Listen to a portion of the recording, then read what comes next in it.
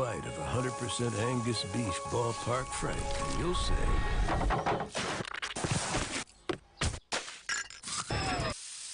hello, summer. Oh yeah, it's ballpark season. This is the Dean of the College of HBCU Sports, Kenyatta Cavill of Dr. Cavill's Inside the HBCU Sports Lab with Mike Washington and Charles Bishop. Come mix it up in the lab where the course lecture is in session every Tuesday from 6 o'clock p.m. Central Standard Time on Facebook Live, YouTube Spreaker, or the BCSN app, as we discuss all things about the HBCU sports culture, including exploring the week that was in the sporting HBCU diaspora, as well as the upcoming week of HBCU sports. With me, the Dean, the College of HBCU Sports, on Dr. Cavill's Inside the HBCU Sports Lab with Mike Washington and Charles Bishop. Course lecture dismissed. For my people that don't get to see me, trying to remind you who you are, just like in Romans 3. See, we about to blow across the world just like the day is breezy. This motivation for the people, and this classic Bible teaching say, make this for my people that don't get to see me. Trying to remind you who you are, just like in Romans 3. See, we about to blow across the world just like the day is breezy. This motivation for the people, and this classic Bible teaching. Motivation.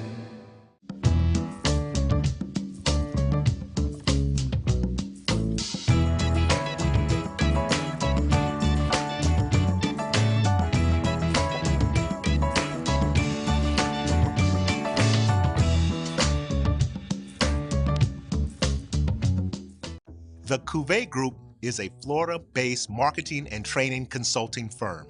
We help businesses communicate to their target audience and engage them in conversation. We also help to expand their audiences, which will ultimately result in growth for those organizations. In addition to being a certified constant contact specialist, my colleagues and I are also certified in John Maxwell Leadership Principles. We use these proven principles to conduct workshops, training, and private coaching sessions for individuals and companies looking to take things to the next level. Contact us to schedule a free consultation. Issues today, don't delay, call Cuvée.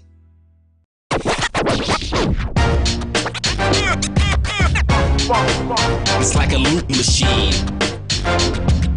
All around town, people trying to get down.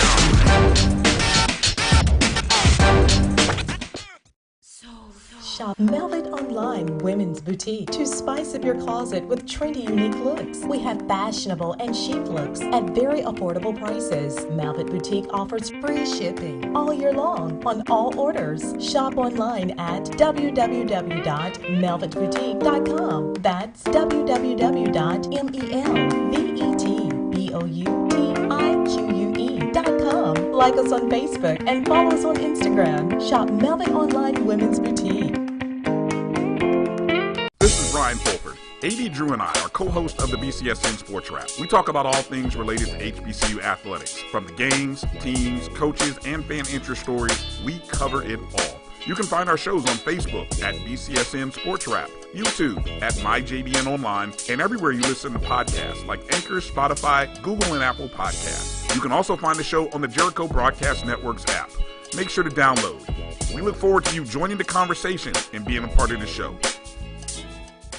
Time to call a credit repair company to fix my credit. Hold the phone, man. You can do it yourself with Credit Versio. That's way too hard. Call the credit repair company. Most credit repair companies only work on 1 or 2 accounts at a time, making it slow and expensive. You won't figure that out for months. Ignore him. Credit Versio's brilliant software scans all 3 credit bureaus, finds the accounts that are hurting your score, and guides you through the entire process. Anyone can do it. Let's fast forward and see the results. Wow, I fixed my own credit and saved hundreds. You can do this. Visit creditversio.com. I'm attorney Clinton Paris, and Tampa's my community. I grew up here, went to school here, and my wife and I make our home here. What makes Tampa special are its people. So when I represent someone injured in my community, it's personal. Call my office and speak to a real lawyer and not some referral service. I will fight the insurance companies to get the settlement that you deserve. At the law office of Clinton Paris, we take the pain out of being hurt. Maureen is saving big holiday shopping at Amazon, so now she's free to become Maureen the Merrier. Food is her love language, and she really loves her grandson. Like, really loves. It's never too early to plant the seed, to share the tradition, and instill a sense of pride in your HBCU with your little ones.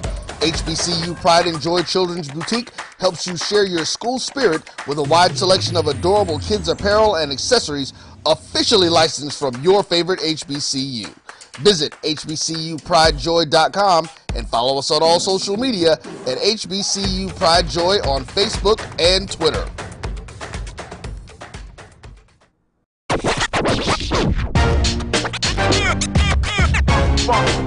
It's like a loop machine.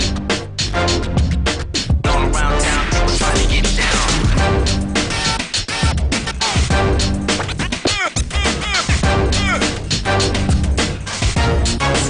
It's like a loop machine.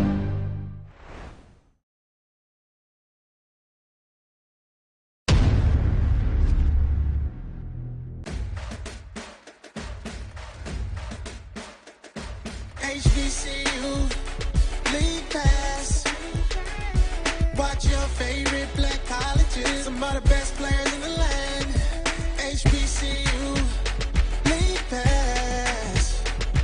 It's game time. I'm proud and I love my HBCU. HBCU League Pass. Watch your favorite black colleges. Some of the best players in the land. HBCU League Pass. It's game time. I'm proud and I love my HBCU.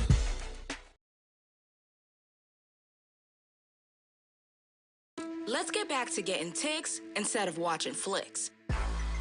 Before we can safely get out there, we need the facts on COVID-19 vaccines. Visit getvaccineanswers.org so you can make an informed decision for yourself and for your crew. Nope. Nope. Come on, him? Ooh, I like him.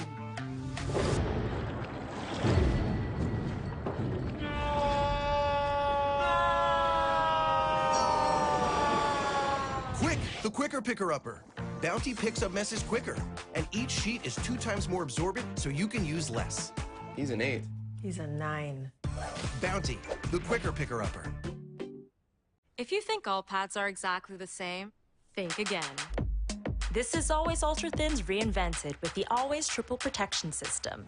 This pad wicks gushes 90% faster, absorbs even more so you can feel dry, and locks odors in. Rethink your pad for up to 100% leak-free and odor-free comfort with the totally reinvented Always Ultra Thins. This is always like never before.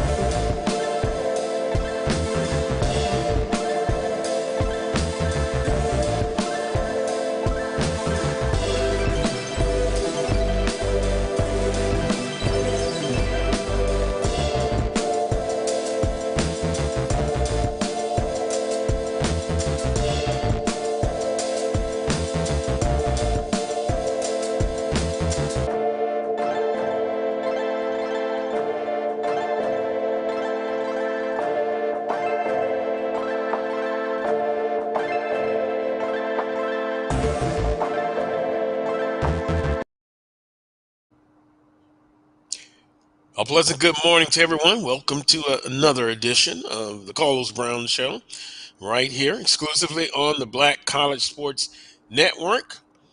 Yours truly, Carlos Brown. Joining me today as a special guest co-host, we'll introduce him in a second. It will be Wheeler Brown, Director of Athletics at Fort Valley State. But here's simply the guest menu for February the 11th, 2023. Our first guest will be the head football coach at Southern University, Eric Dooley, who will join me in about 31 minutes. Head football coach at Southern University.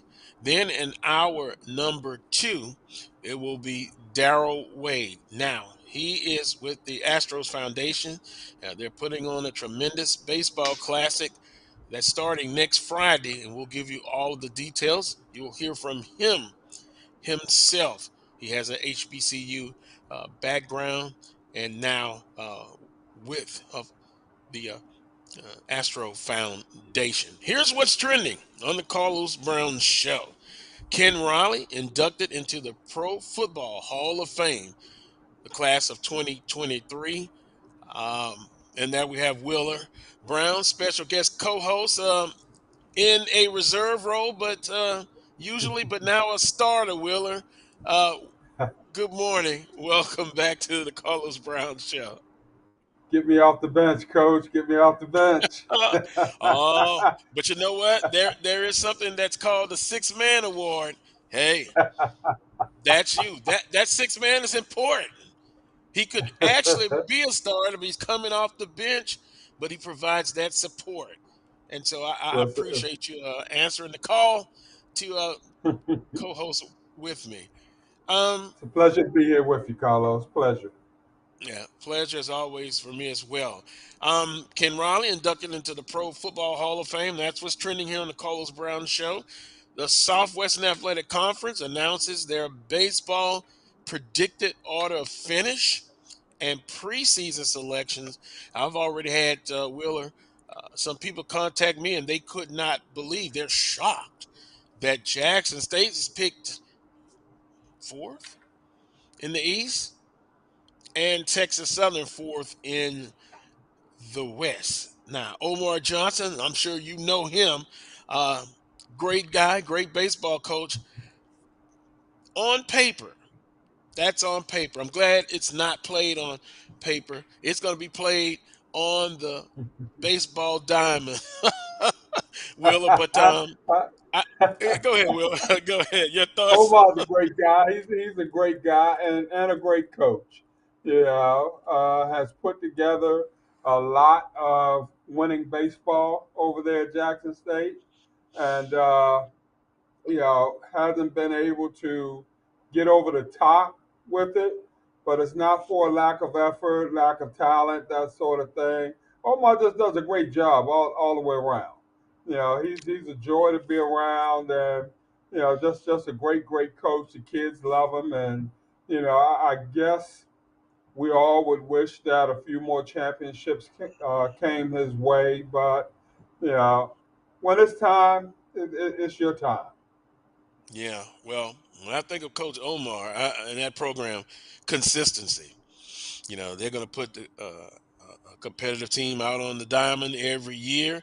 And hey, that championships, who knows? This year could be the year. But we'll talk a little bit more, give you the predicted order of finish. Southern basketball, women and men go a combined 0-4 on the road this past weekend. Oh, it's so tough on the road. And I don't know if Charles Edmonds jinked us when he said it was going to be interesting to see after the big victory that they had, how would they go on the road and play? Well, in a matter of a week, Southern's men basketball team now, they are not in first place. Congratulations, Southern University's bowling team. They win the SWAC Roundup 2. Regular season champions. Congratulations to Coach Barry Dahl. I'm going to make an effort to get him on. I've known him for a while, and in year 3, he gets the ring. Also, in what's trending on the Carlos Brown show, the best HBCU defensive back award now will be called the Aeneas Williams Award. It'll go to the best HBCU defensive back. So Aeneas Williams, wow, that award, a tremendous player. And Will, I don't know if you know this, but came to Southern University as a walk on and Mm. finished as a scholarship player. Tremendous athlete, tremendous on the academic side, and hey, that's just a great human interest story with Aeneas Williams now having a award named for the best HBCU defensive back. Well, I knew he was a great player, no doubt about that, but I had no idea that he was a walk on. Started out as a walk on. Hmm. That's incredible. Look, Willa, no stars, okay? No stars coming out of high school. Oh, unbelievable! Can you believe it? Can you believe it? Yeah, because now you have people. If you're not getting, and on our level is different. In Division 2 level, would you say maybe is it exaggerated somewhat with the star system? Because I've heard different things from former coaches. But what does it say about the player that you get and you develop them on the playing field, no matter what sport? And so when they come in their first year and then their last year, they leave in 4 or 5 years. They got the degree in their hand, but they're a better person and a better player. They were developed. Carlos, I've never put a whole lot of stock in the star system, that sort of thing, and I think it's just a tool for some people to try to make money or to benefit financially from it, that sort of thing. A star can't play. I mean, at the end of the day, you got to put your hand in the dirt and get after it, that sort of thing. And I mean, we didn't have a star system when I was coming out of high school. I think I was pretty good, but I don't know if I could equate myself to a particular star, nor did I want to at the time. But in today's time, the kids are living for that. They're relishing that, and I don't know if there's any way around it right now. The coaches have kind of bought into it also, and everybody wants to know now how many stars you got behind your name. So Yeah, I don't know. well, I think the star at the end of the season with a championship or in the discussion is more fitting. But that's just my opinion. But I understand it's a new day and student athletes and you have a lot of fans that and alums. They really get disappointed if they don't get a certain amount of a star athlete. So uh, who knows? But again, winning championships and being in the discussion, that Hmm. is most important in my humble opinion. Also, the sports world mourns the death of a former Southern University athletic director um, and Morgan State AD, Hmm. Floyd Kerr, who retired in Baton Rouge a few years ago. Um, I know Floyd personally, Miss Vivian Kerr, his wife, and it really touched me when I found out. I got the text message because this was a guy that you could talk with about athletics. He gave me pointers on some things I didn't know behind the scenes as far as putting together an athletic program. Also, you could talk about life and the last time I remember talking with him, I kind of was going through. I had just overcome a health issue, and he just told me to take my time.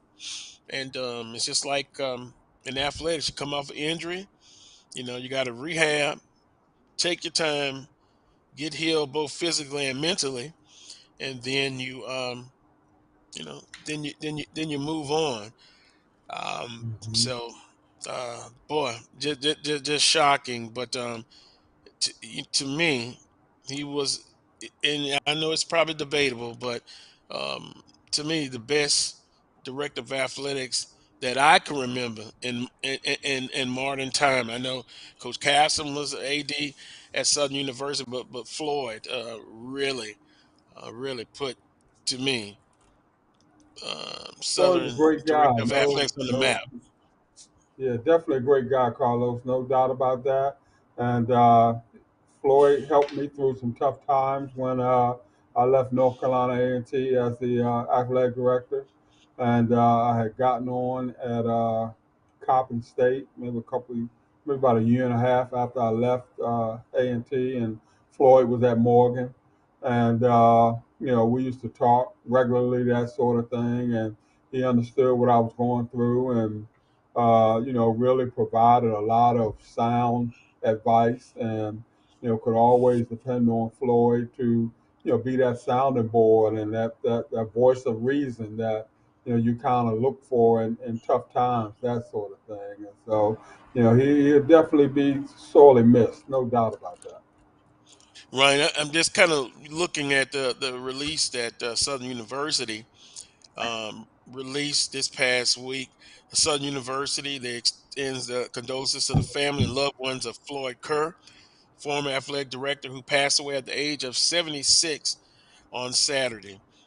He served in the position as director of athletics from 2000 to 2005 and was instrumental in expansion to Southern's A.W. Mumford Stadium, athletic fundraising, including spearheading the first Jagathon. And that's kind of where they raise, where they raise money. You call in with donations.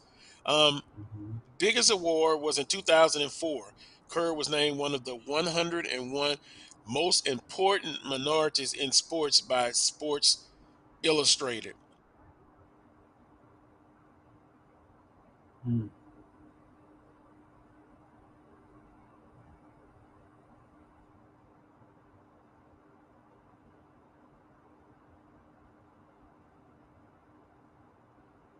think your screen is froze, Carlos.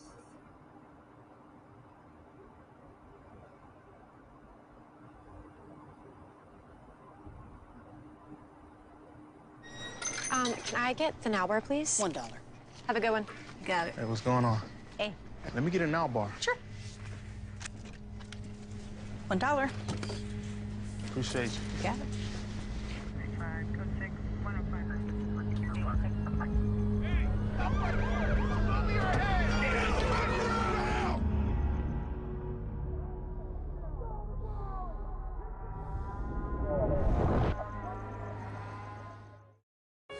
One bite of 100% Angus beef ballpark frank, and you'll say,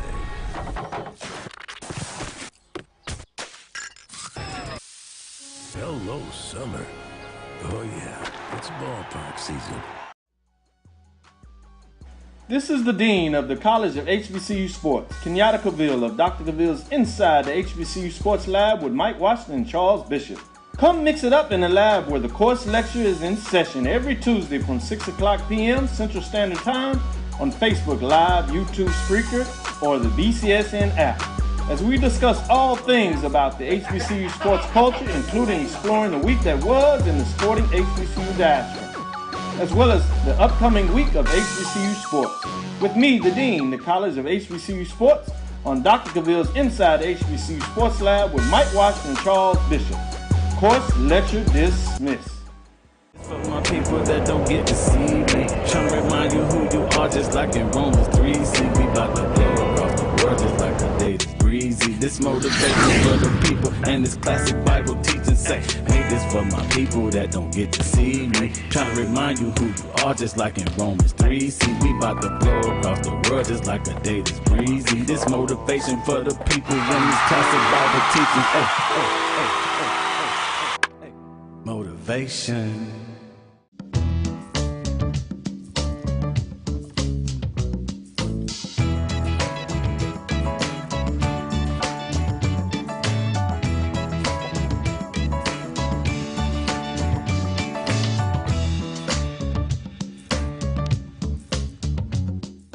The Cuvée Group is a Florida-based marketing and training consulting firm.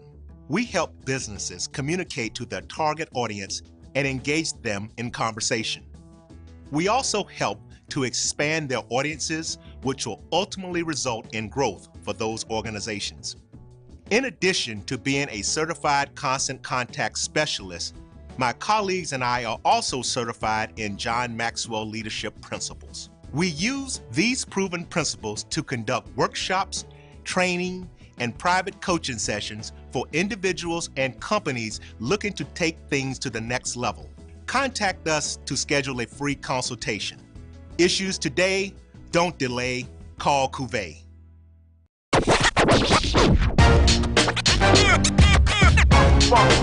It's like a loot machine. All around town, people trying to get down.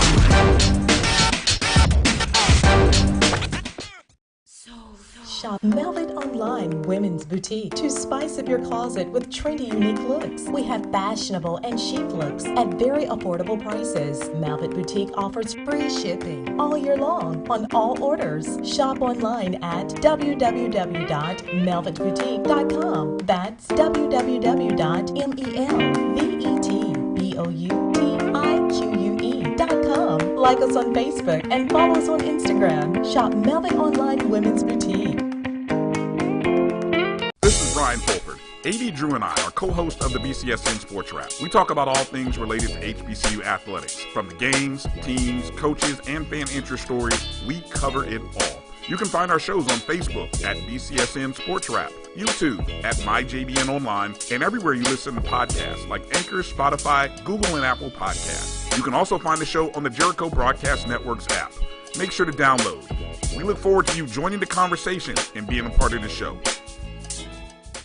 Time to call a credit repair company to fix my credit. Hold the phone, man. You can do it yourself with Credit Versio. That's way too hard. Call the credit repair company. Most credit repair companies only work on 1 or 2 accounts at a time, making it slow and expensive. You won't figure that out for months. Ignore him. Credit Versio's brilliant software scans all 3 credit bureaus, finds the accounts that are hurting your score, and guides you through the entire process. Anyone can do it. Let's fast forward and see the results. Wow, I fixed my own credit and saved hundreds. You can do this. Visit creditversio.com. I'm attorney Clinton Paris, and Tampa's my community. I grew up here, went to school here, and my wife and I make our home here. What makes Tampa special are its people. So when I represent someone injured in my community, it's personal. Call my office and speak to a real lawyer and not some referral service. I will fight the insurance companies to get the settlement that you deserve. At the law office of Clinton Paris, we take the pain out of being hurt. Maureen is saving big holiday shopping at Amazon, so now she's free to become Maureen the Merrier. Food is her love language, and she really loves her grandson, like really loves. It's never too early to plant the seed, to share the tradition, and instill a sense of pride in your HBCU with your little ones. HBCU Pride and Joy Children's Boutique helps you share your school spirit with a wide selection of adorable kids apparel and accessories officially licensed from your favorite HBCU. Visit hbcupridejoy.com and follow us on all social media at HBCU Pride Joy on Facebook and Twitter.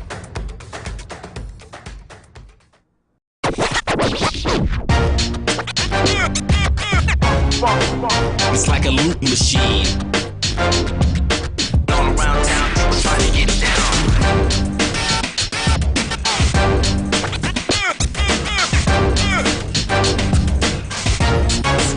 It's like a loot machine.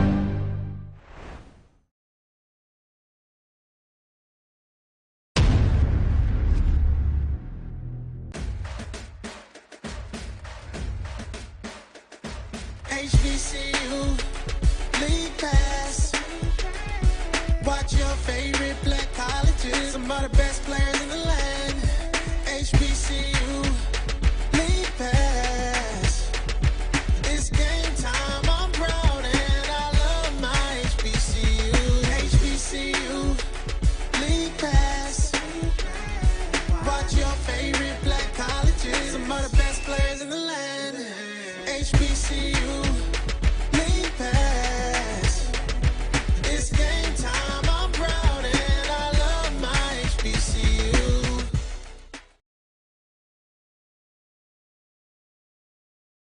Let's get back to getting ticks instead of watching flicks. Before we can safely get out there, we need the facts on COVID-19 vaccines. Visit getvaccineanswers.org so you can make an informed decision for yourself and for your crew. Nope. Nope. Come on, him. Ooh, I like him.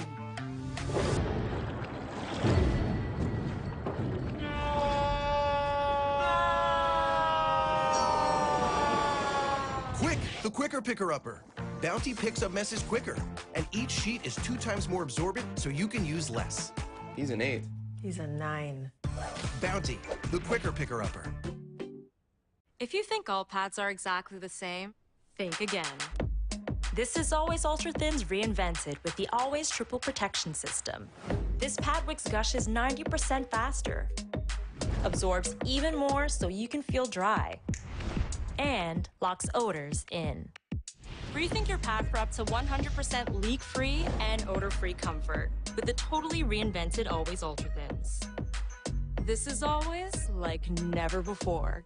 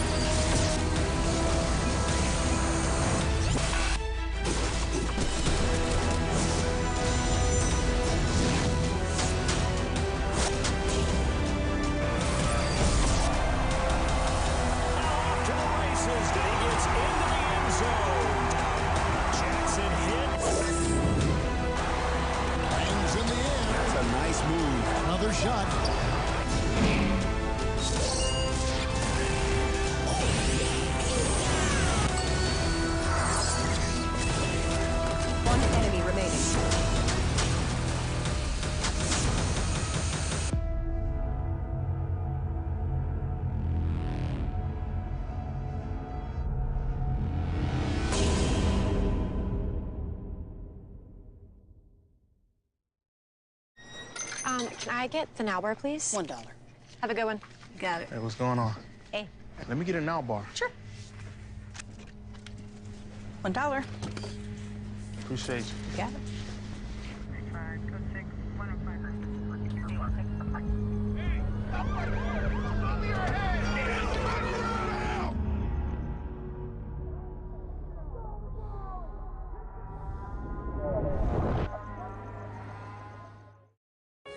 One bite of 100% Angus beef ballpark frank, and you'll say,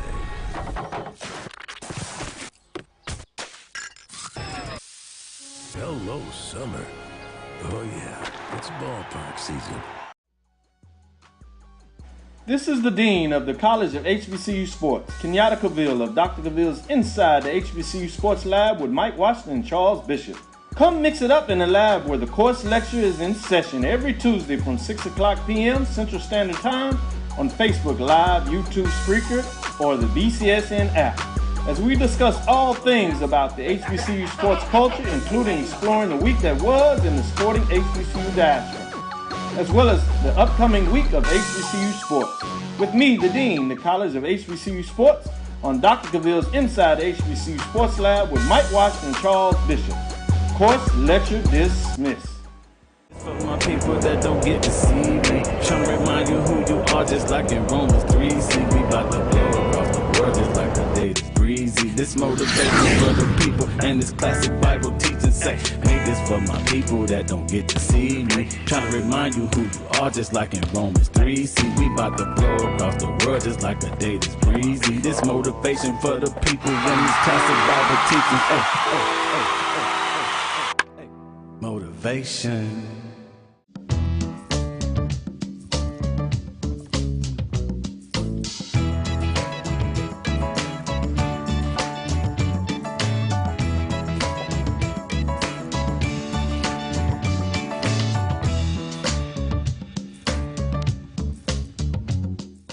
The Cuvée Group is a Florida-based marketing and training consulting firm. We help businesses communicate to their target audience and engage them in conversation. We also help to expand their audiences which will ultimately result in growth for those organizations. In addition to being a certified constant contact specialist, my colleagues and I are also certified in John Maxwell Leadership Principles. We use these proven principles to conduct workshops, training, and private coaching sessions for individuals and companies looking to take things to the next level. Contact us to schedule a free consultation. Issues today, don't delay, call Cuvée.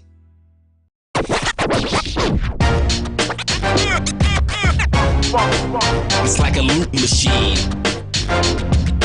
All around town, trying to get down.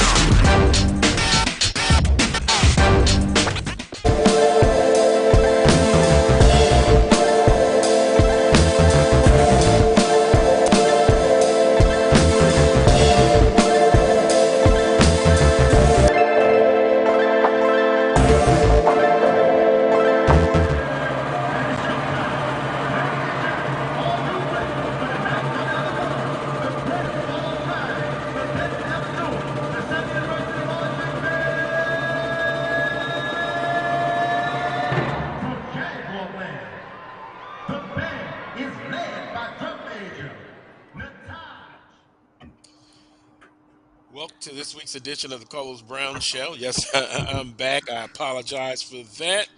Technology sometimes is a great thing. It's a thing.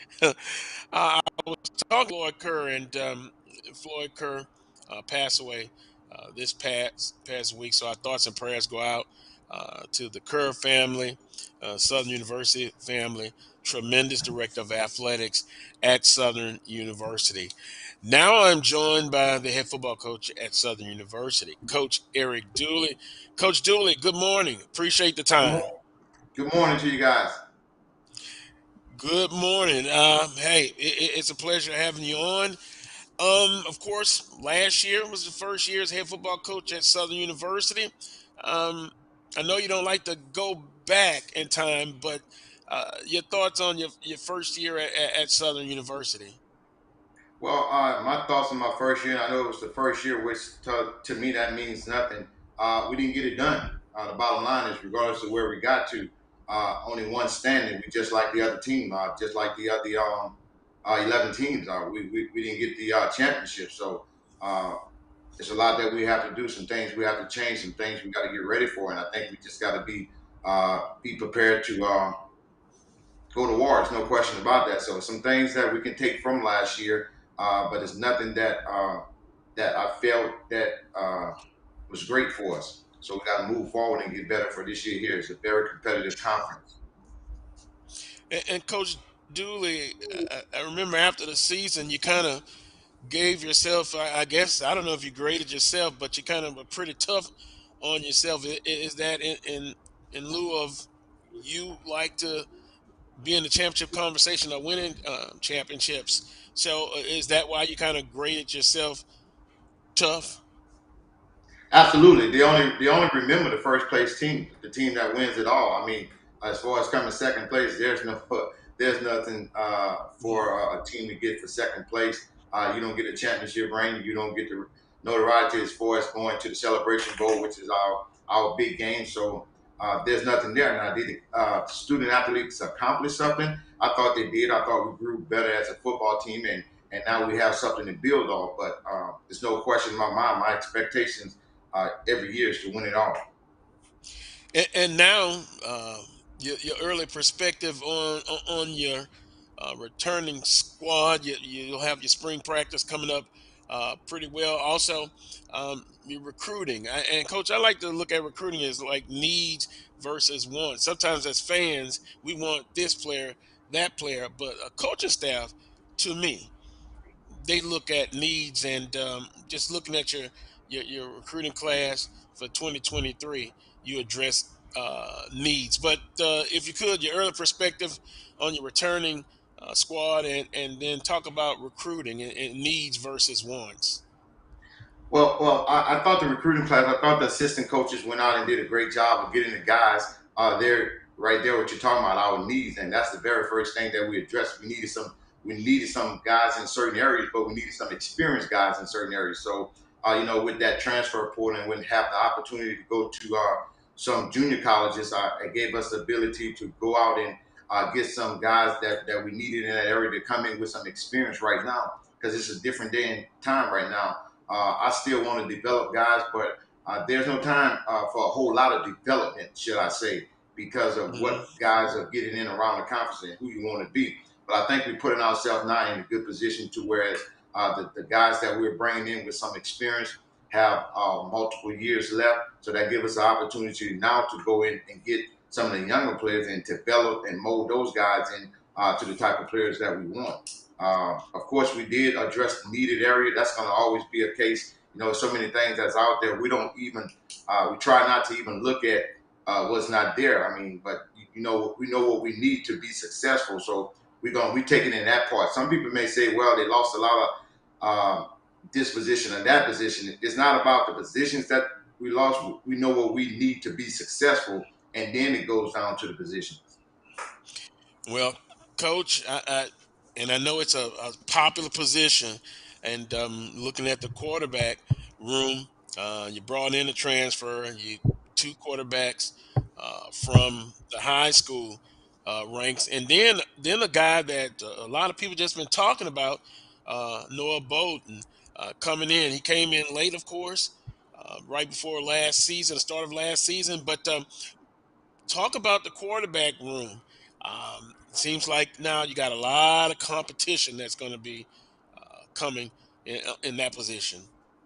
Yeah, absolutely, and that's what we wanted to go out and get out. We knew what we had in the room coming back. When you talk about Harold Blood, Blood did some good things last year and some things he got to work on. But you got to realize that was Blood's first time ever played collegiate football, so that he really was a true freshman on the field. Fortunate enough that he's done a great job in the classroom, that he's going to graduate this spring, but still have multiple years to play.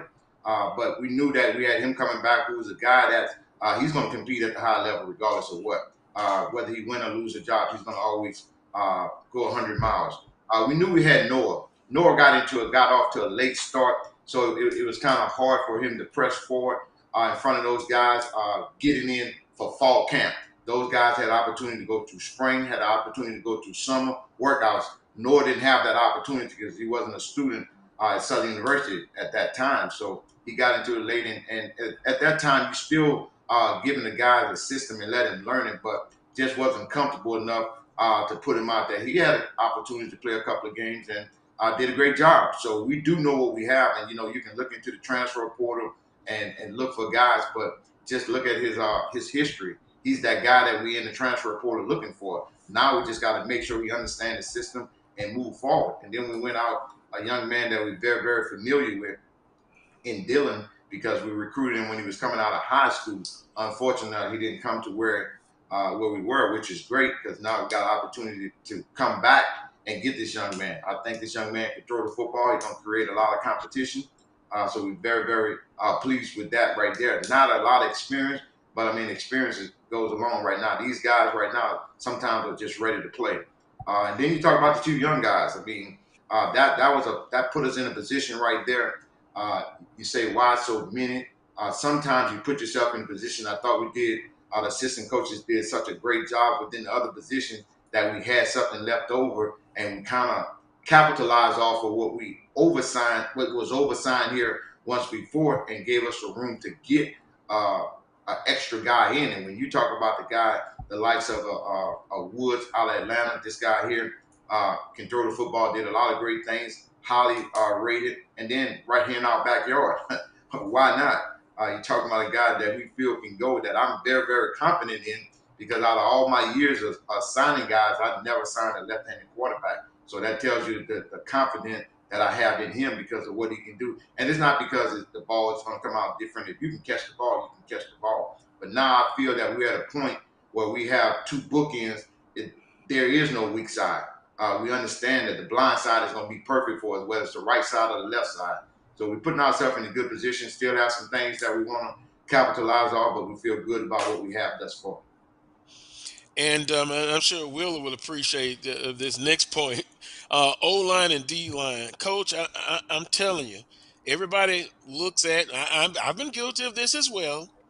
the skill positions, but those big guys on the offensive line and defensive line, I see you went into you and your staff went into that area, and some intriguing young men coming into the program, particularly one of the old linemen from transferring in Foster from McNeese, and a young man from the JUCO uh, area in California.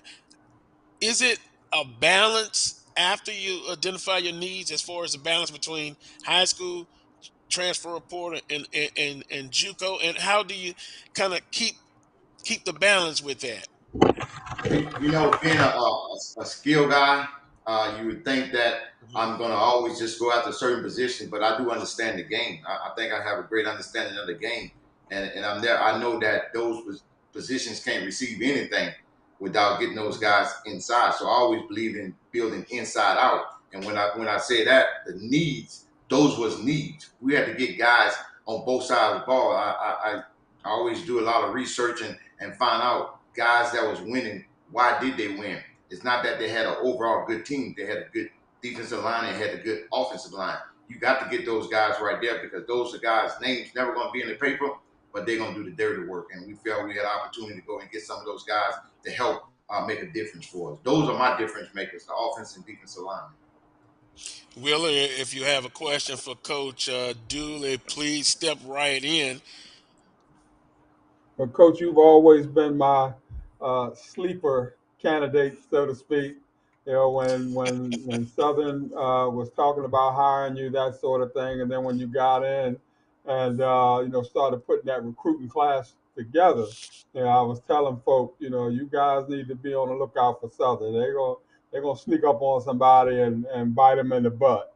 So I think you got something special going on there, no doubt about that.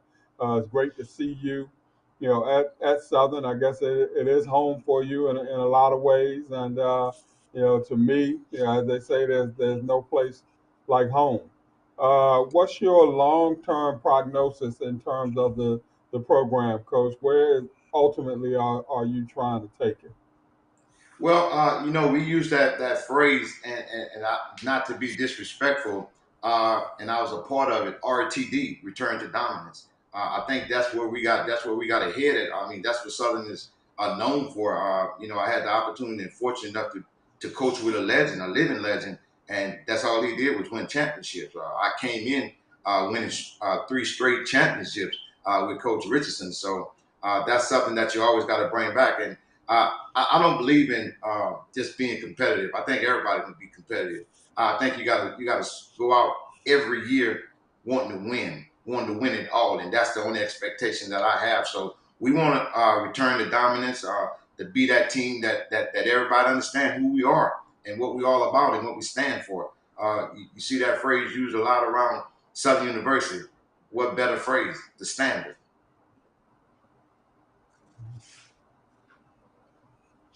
We're visiting with Coach Eric Dooley, head football coach at Southern University.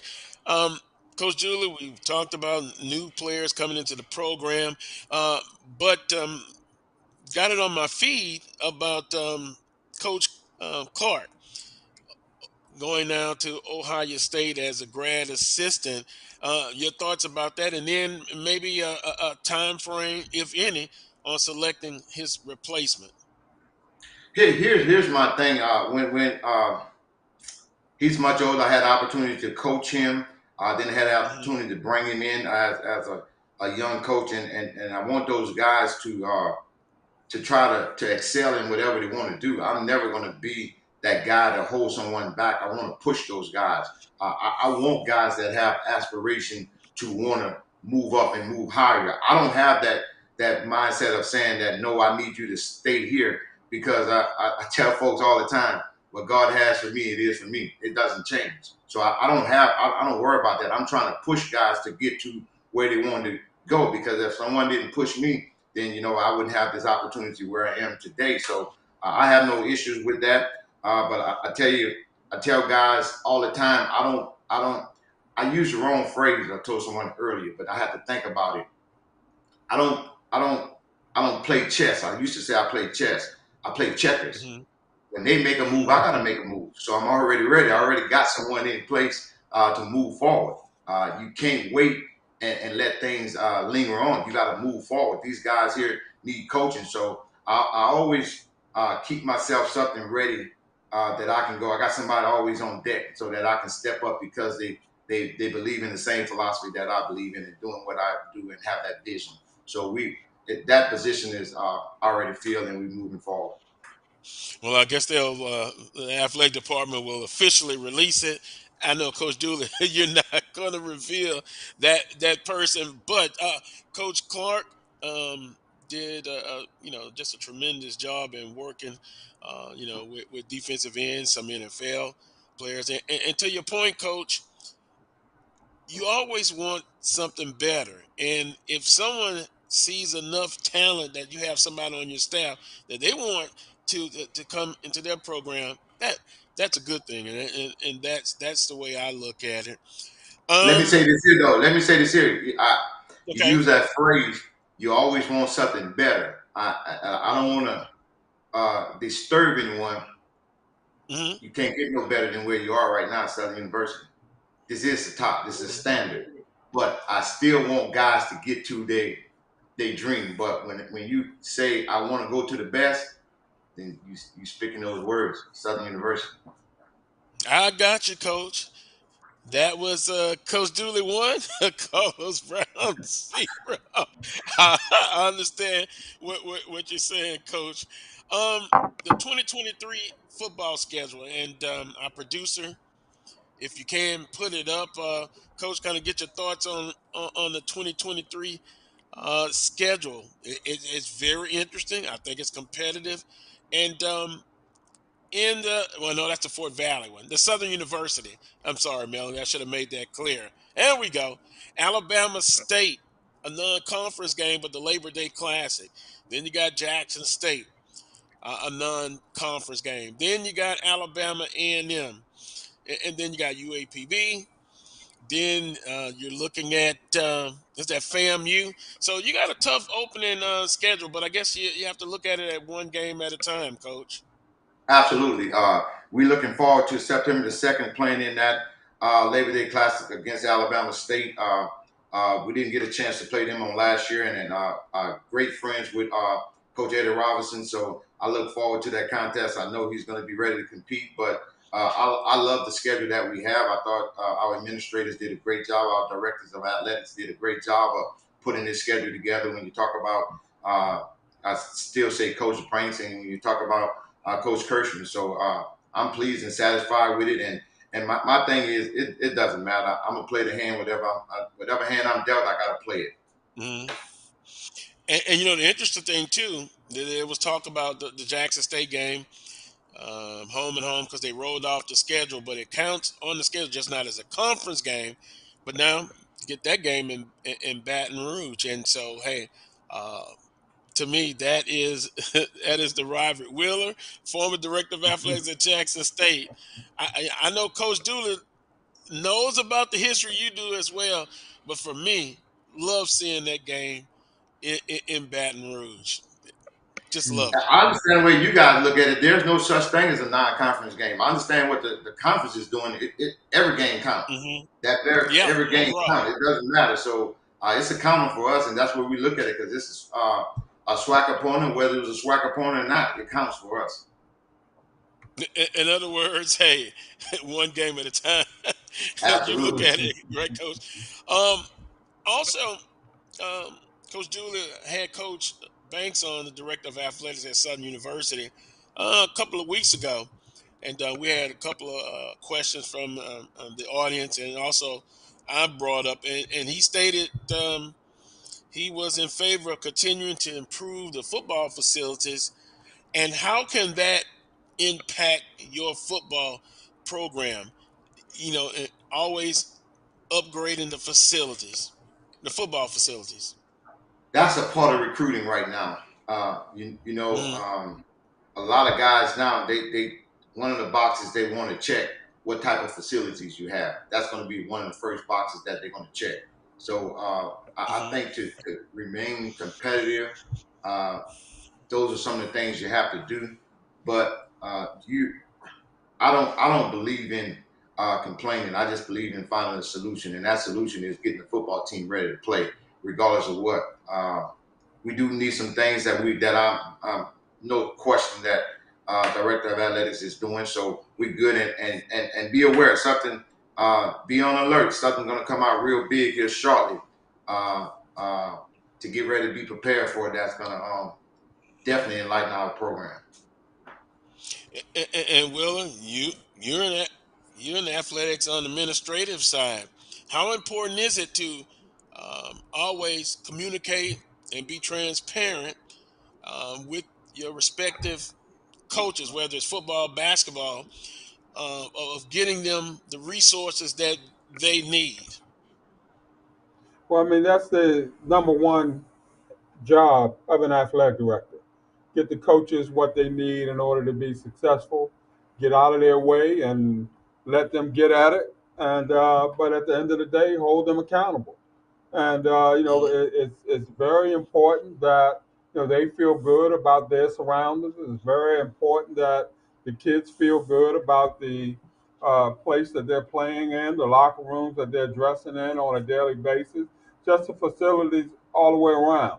And if you feel good about where you are, then you want to spend more time there, that sort of thing. So it's of extreme importance. And I'm always in contact with my coaches pretty much in all my sports in terms of how can we do a better job in terms of providing not only the facilities that you need, but the atmosphere that you guys want to be a part of on a daily basis. So it's a constant chore. But our job as ADs is to, get the guys what they need in order to compete. And then, like I said, get out of the way and let them work. Don't breathe over their shoulder, that sort of thing. And but at the end of the day, everybody's held accountable, Carlos. No doubt about that. And but I believe in letting our coaches go to work, get out the way. That's that. If there's one message I could say, AD 101 or what have you, is get the guys what they need to be successful. Get out of the way and let them work. Give them that leeway necessary to do their particular jobs. And, like I said, hold them accountable. There's no ifs, ands, or buts about that. We all are held accountable to somebody, but I can't do a good job of evaluating you at the end of the day if I'm constantly making decisions for you, if I'm constantly looking over your shoulder and critiquing, every step you make, that sort of thing, or, asking you a hundred questions on a daily basis, that sort of thing. Get out of the guy's way and let them do what they do. And then I guess I represent the third part, alum, fan. How can we help Coach Dooley? Um, when you look at it, you need to help as well. I mean, we know that HBCUs are underfunded from the state point of view, but how important is it? I guess I'm saying to have alumni and just general fans to help with upgrading facilities and to help the director of athletics. It's extremely important to have the alumni to back you on a lot of things because they have the ability, not just one person, but you're talking about in numbers. So the numbers gives you that ability to do more. So when you got the numbers and guys are backing you and do, some people think, well, $25 is not a lot, but at $10,000, at 10,000 people give $25, do the math. Now you're talking about raising money. So I think every little bit helps. I think it's extremely important. We have to always look at Southern University. You can't look at the individuals. You got to look at the student athletes, what we're trying to provide, what type of experience we want to have for the student athletes. Well, Coach Dooley, spring practice will be here shortly. Um, what would be going into the spring your number one priority? To be able to throw the football on a consistent basis. That's just part of who I am. I'm going to throw the football, and uh, you have to know that I'm not satisfied or pleased because I look at a lot of different things. But you are not going to let it be stopped that we can't throw the football. We got to be able to throw the football, getting off the bus, and I believe in that. I think we got some supporting classes around that we're going to be able to do it. But more importantly, just to play more disciplined football, and that's on me. I'll get that corrected. That's being corrected, and we'll move forward to be a better football team. And last but not least, your coaching staff. I thought they did a pretty good job this past season. And hey, you get to the Western Division, you win that, you get to the SWAC championship games, and what I like, you're not satisfied with that at all.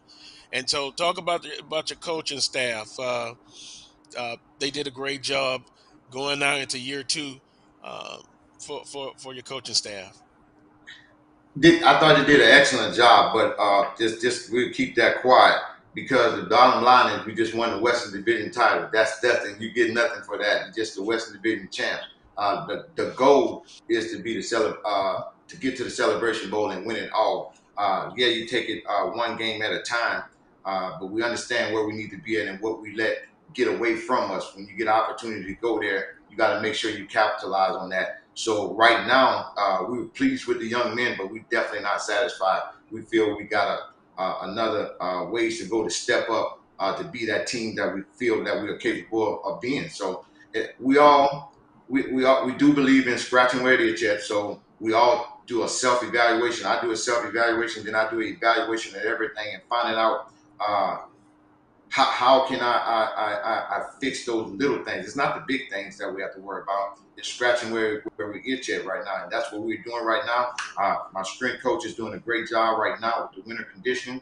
We'll step on the field March 8th, and we're gonna get better each day. Each day we'll win the day. Well, Coach Dooley, back in the day, it was 30 days of spring practice. And I used to kid with former equipment manager Derek Price. And every time I would see him, I'm like, boy, I long for those days. He said, you would because you weren't out here. But now it's a shorter period of time. But you're looking at football, and not just football, but all sports. It's basically year round now. So the work you do in the off season is just as important as when you hit fall camp. Last question. And please tell me you're going to be watching. Who wins the Super Bowl tomorrow? Wow, Please I tell had me a you're going good to be friend of mine. watching, Coach Dooley. Oh, I'm gonna definitely be watching. I'll tell you what, it's gonna be very very tough for uh, to beat KC. They're a good football team. They do some great things, and I'm an offensive minded guy, and uh, Mahomes does a lot of great things and got some weapons around him. But I have to say I'm pulling for the Eagles. Oh my goodness! I thought you was going to say Kansas City. Oh well, and you're right. You're an offensive guy, but defense. Oh my, Phil is rough and they're tough. My goodness. Well, I wanted to know, Coach Dooley, appreciate it. Don't have too many good snacks for the Super Bowl party, but we appreciate your time, and hopefully we can catch up with you again either right after spring practice. Anytime. I thank you guys for having me, and good talking with you, Coach Wheeler. And anytime you guys just give me a call, it won't be a problem. All right. Definitely. Pre- Best of Appreciate luck, it. Coach. All right, take Yes, care. sir. All right. That was Coach Eric Dooley, head football coach at Southern University. And Wheeler, when you look at Coach Dooley, he's consistent. He knows that there was a issue with the team as far as quarterback play. He graded himself harshly, and hey, he's a very competitive guy.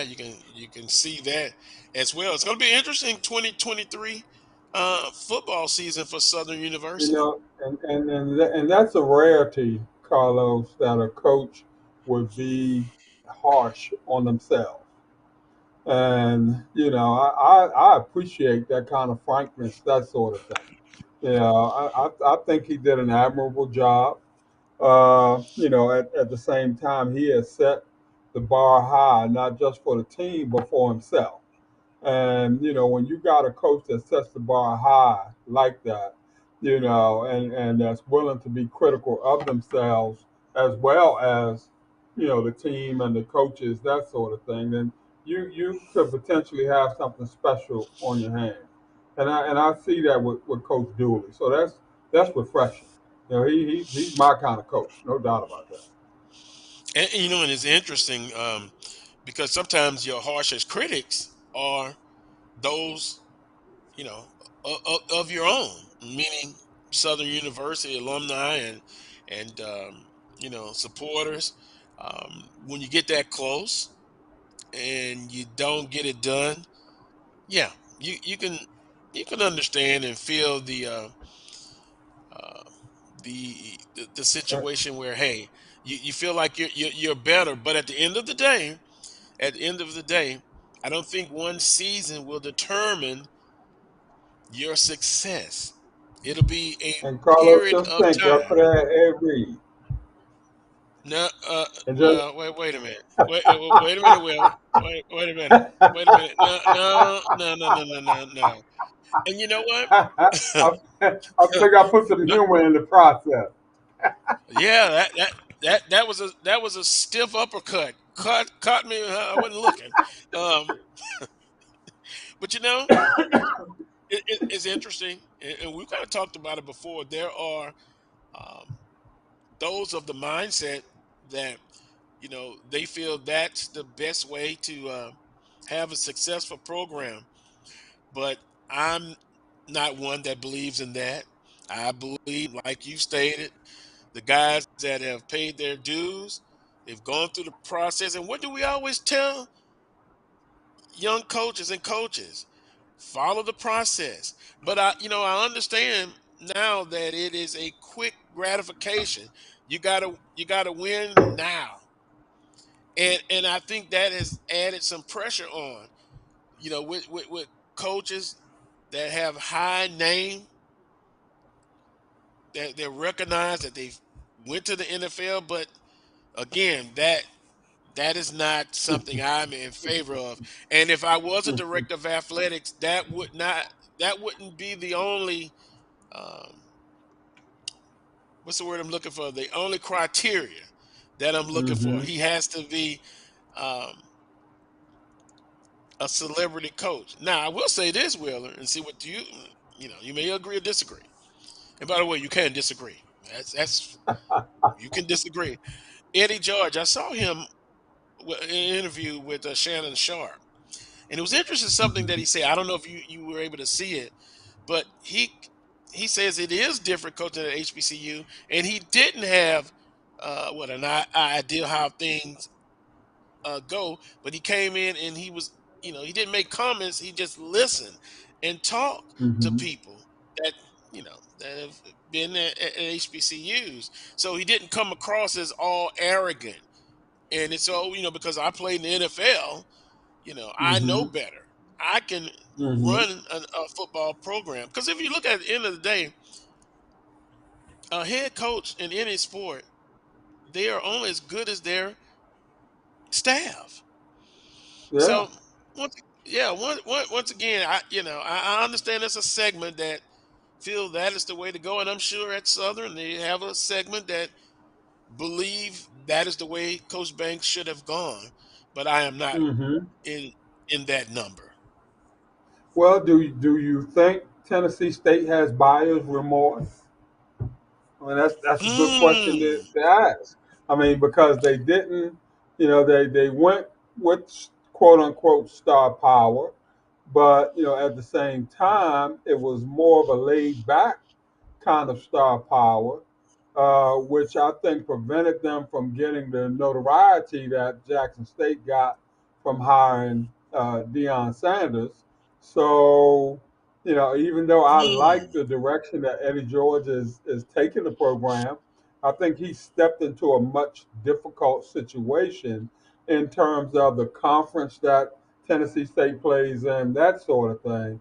And so, I guess my question probably would have been, could Dion have done the same thing he did at Jackson State had he been at Tennessee State?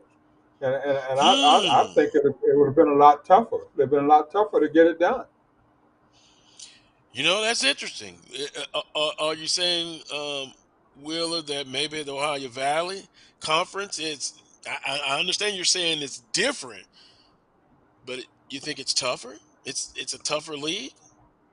I mean, I think overall, the OVC, well as it was, uh, Hmm.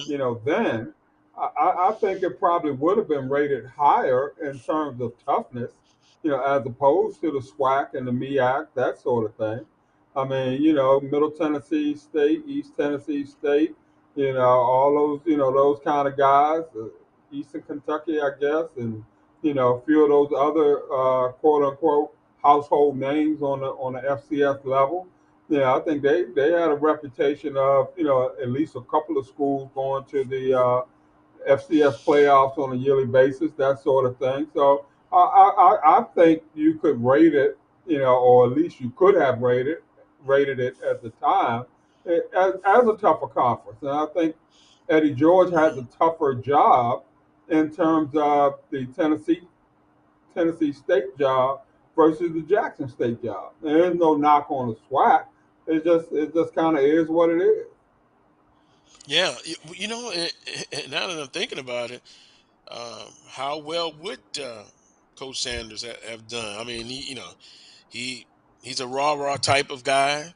His Mm-hmm. connections, but I will say this, and I've said it before. I thought the MVP of that staff was Dennis Thurman defensively. So he Mm-hmm. he did have good, you know, a very good staff around him, and that makes the difference. And when you look at FCS and Southwestern Athletic Conference, me and you've had this discussion before about playoffs versus the Celebration Bowl. And for those who uh, want to take that route, then yeah, you got to start playing whether it's home and home with some of your FCS Mm-hmm. brethren, and then start having more success against them, and then that can only help you for those who want to participate in the FCS playoffs. And that leads me to this, Wheeler. Before the show, we were talking about some of the non-conference games or games that FCS in the Southwestern Athletic Conference are playing down. Division two. Let Mm-hmm. me put it that way. I don't want to say down, but playing Mm-hmm. on a different level. West Florida comes to mind, playing FAMU. Lincoln University is going to be playing a couple of games in the Southwestern Athletic Conference. Your comment to me was for those who are trying to get to the playoffs. That could hurt them. It could hurt them, Carlos, and I guess my thought is that I kind of look at it like they probably could have been playing a FBS opponent, or could have been playing a guarantee game or something to that effect. So kind of seems like FAMU as well as Southern have taken the path away from the guarantee game, so to speak, and trying to get that revenue by playing more home games, number one, and by playing schools that not only are attractive, but also schools that they can beat. No ifs, ands, and buts about it. Without regards to thinking about whether or not they could possibly make the FCS playoffs or not. Hmm. So like I said, it appears to be Celebration Bowl or bust, and that's okay if that's your philosophy.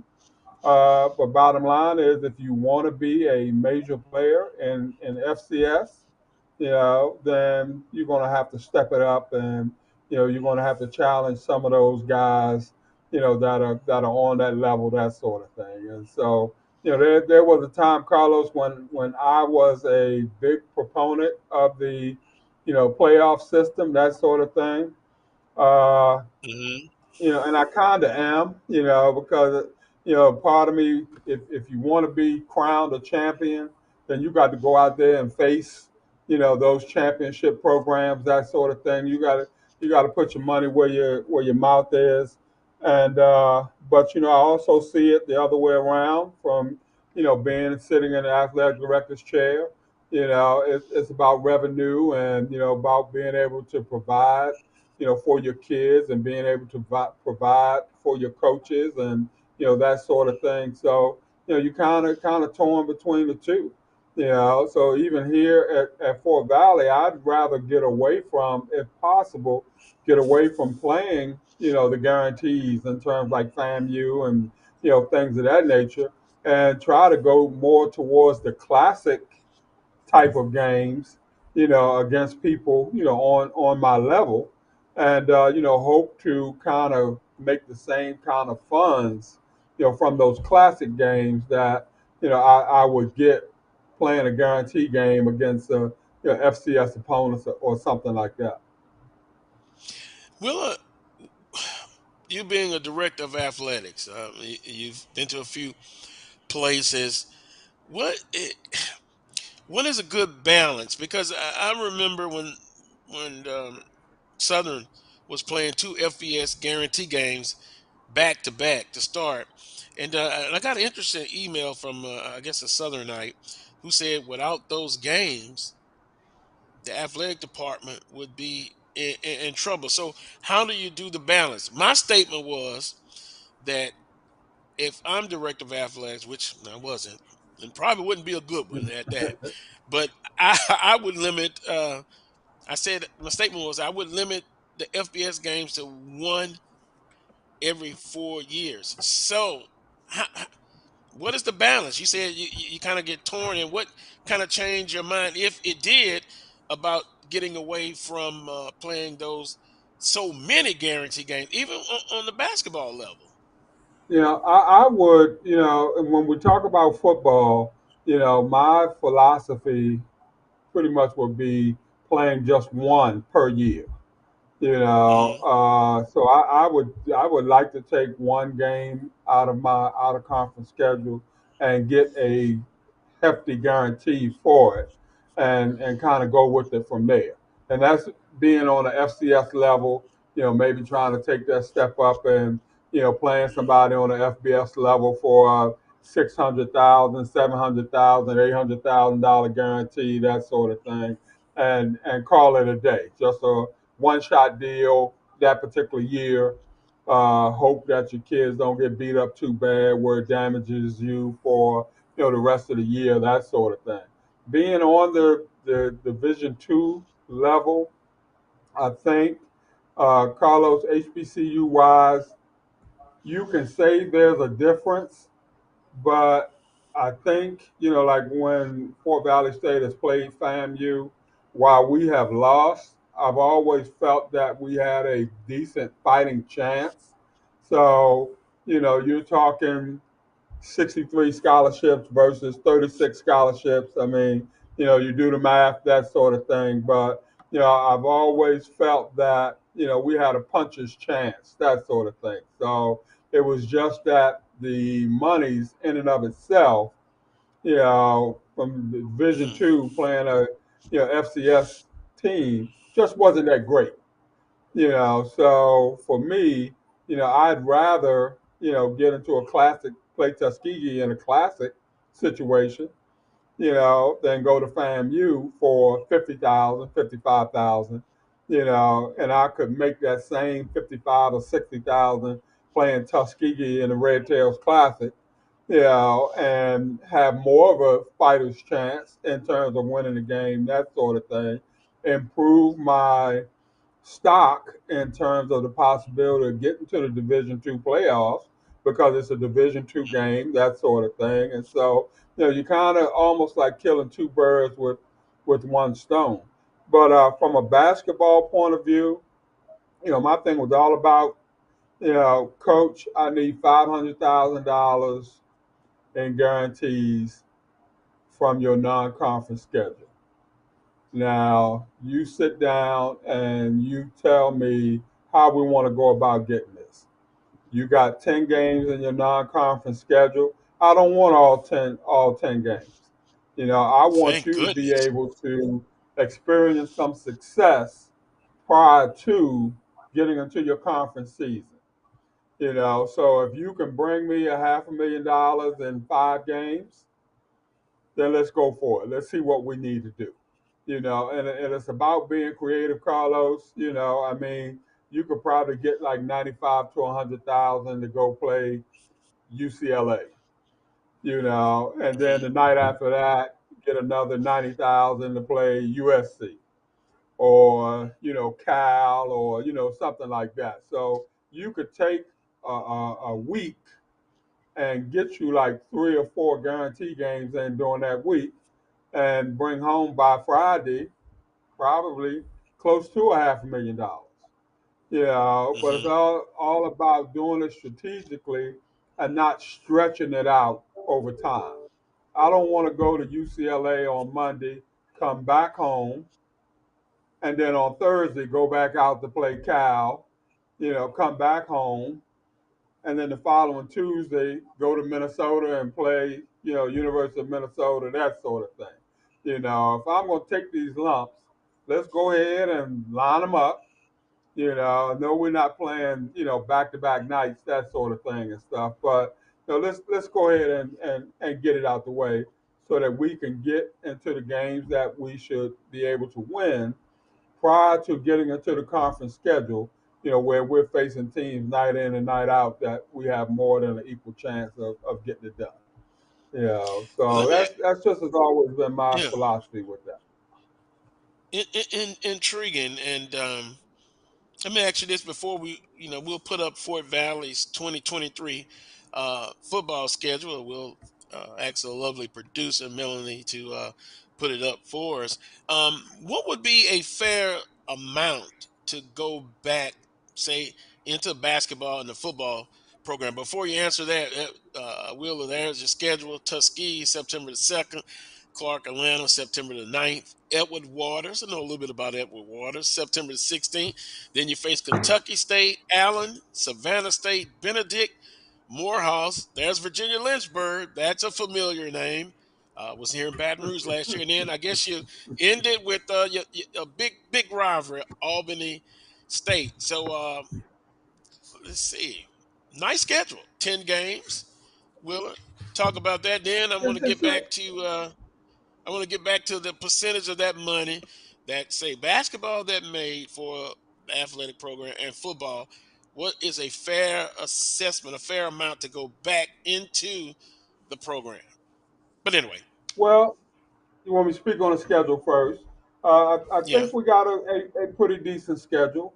I think it's favorable for us. I don't see us being outmatched, at any time. Uh, if I was a prognosticator or something to that effect, I could see 8 wins out of that schedule. I like to see 9. Ideally, I like to see 10. But I think we can pretty much get it done. Lynchburg, we were lucky to get. Wasn't something that I really wanted to schedule. But when you got a bye week in week 9, you got to kind of take whatever it is you can get. And so, to be able to even get a game, an out of conference game at week 9, that said a whole lot in and of itself. And so, like I said, I feel real good about our chances. I don't think there's anybody on the schedule that we can't beat. Going to Benedict is going to be tough. That was a tough one for us here at home last year. And, naturally, you got your Savannah State and Albany State rivalry. So, that's a big 1-2 punch, that we have to get through. But I feel like we got more than a fighter's chance to be in the thick of things, at the end of the day. And with the new conference format, where they did away with the North South or East West, Hmm.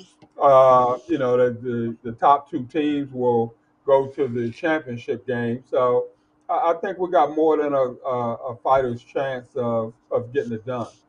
As it pertains to the revenue you were speaking of, in terms of what goes back to the programs, I don't know that there is a particular percentage uh, in my mindset that would go back to the programs. I mean, naturally, you want to take care of, their needs, that sort of thing. But, Hmm. we always have dealt with guarantees to the point of we know that, the non-revenue sports are in dire need. And, Hmm. while we want to give, the football and basketball programs some of the monies from, them going out and sacrificing for the good of the department, there's an understanding that, these dollars are going to be spread out over the course of the program. Uh, Back in the day, Carlos, some coaches would make side deals with particular schools to get things like big screen TV put in their locker rooms or things stuff just stuff like that and I don't know that they do that anymore but I never had a set amount or a set percentage that would go back to to the individual programs. But if coaches had needs or wants or something in particular that they wanted, and we would find a way to get it out of those funds. Yeah, So those two words again, needs versus wants. So, in other words, needs come first, and then after needs are taken care of, then maybe you could sprinkle in a few wants. exactly, definitely. Very interesting. Uh, Visiting with Willa Brown, Director of Athletics at Fort Valley State, um, talking about some of the inside dealings with uh, athletics. I still say it's tough. I guess it's tough to be a director of athletics, but somebody has to do it. And guess what? They get you got to have thick skin when you're No a doubt. director of athletics. Yeah, years ago I said a director of athletics and pastors. They got to be able to take some heat sometimes, literally. If we kind of look back quickly at our trending stories, Ken Riley inducted into the Pro Football Hall of Fame. Wheeler in the 2023 class, long overdue. Wheeler, long overdue. Definitely. Definitely. Should have been in probably 10, 15 years ago. No doubt about that at all. But I guess they say, better late than never, that sort of thing. And, real glad that he's finally getting in. But like you said, it is long, long overdue. Yeah, well, I'm sure Ken, God rest his soul, is happy, and his family will get be able to represent him. Long overdue. Also, we talked about the trending stories. The Southwestern Athletic Conference announced this 2023 SWAC baseball predicted order finish. Let's turn the page, Willer, and let's see. You're familiar. You're familiar with a lot of these programs in the Western Division. The Blue and Gold, Southern University in the West, picked to come in at number one. And these are the prognosticators. Again, it's going to be one on the field. We always like to talk about that. Coming in at second. Oh, by the way, Southern 109 points, 11 first place votes. Grambling State number two, Willer, Really? 95 points, two first place vote. Yeah, well, yeah, Grambling's kind of like the Minnesota Vikings in the day. They would get to the Super Bowl, but they just didn't quite um, get over the hump. But historically, at one point, it was Jackson State, Southern, and Grambling that won Hmm. all the championships. But guess what? That's when things change. Investment in the programs, Texas Southern, Prairie View. So now it's going to be a fight. And speaking of Prairie View, prognosticator said number three, Prairie View A&M, 77 points, two first place votes. Number four, Texas Southern, Coach Rob. Hmm. Wow. I'm gonna tell you what, Coach Rob has that nice demeanor, smooth, nice, but he put you out your misery. Trust me. Now, they Outstanding haven't been coach. picked that low in a long time, I'm sure. They haven't been picked that far down in a long time, I'm sure. Well, I think maybe not four, but I know a couple of third place predicted order for Okay. finish. But I tell you what, Texas Southern always scares me. from the outside looking in. They Mm-hmm. always, you just got to watch them. A great baseball program. Arkansas Pine Bluff, fifth in the Western Division. Carlos James is a frequent guest on this show. And then bringing the rear, Alcorn State. Although Alcorn State basically had a disastrous year under their first year coach, there's nowhere to go but up. But I guess the Mm. prognosticators and the people who make these decisions, they feel that they're not just there yet. Um, in the Eastern Division, which has been there's always talk who's the best, the Western Division or the Eastern Division. In the Eastern Division, Alabama State picked to win it, won it Mm. last year, right?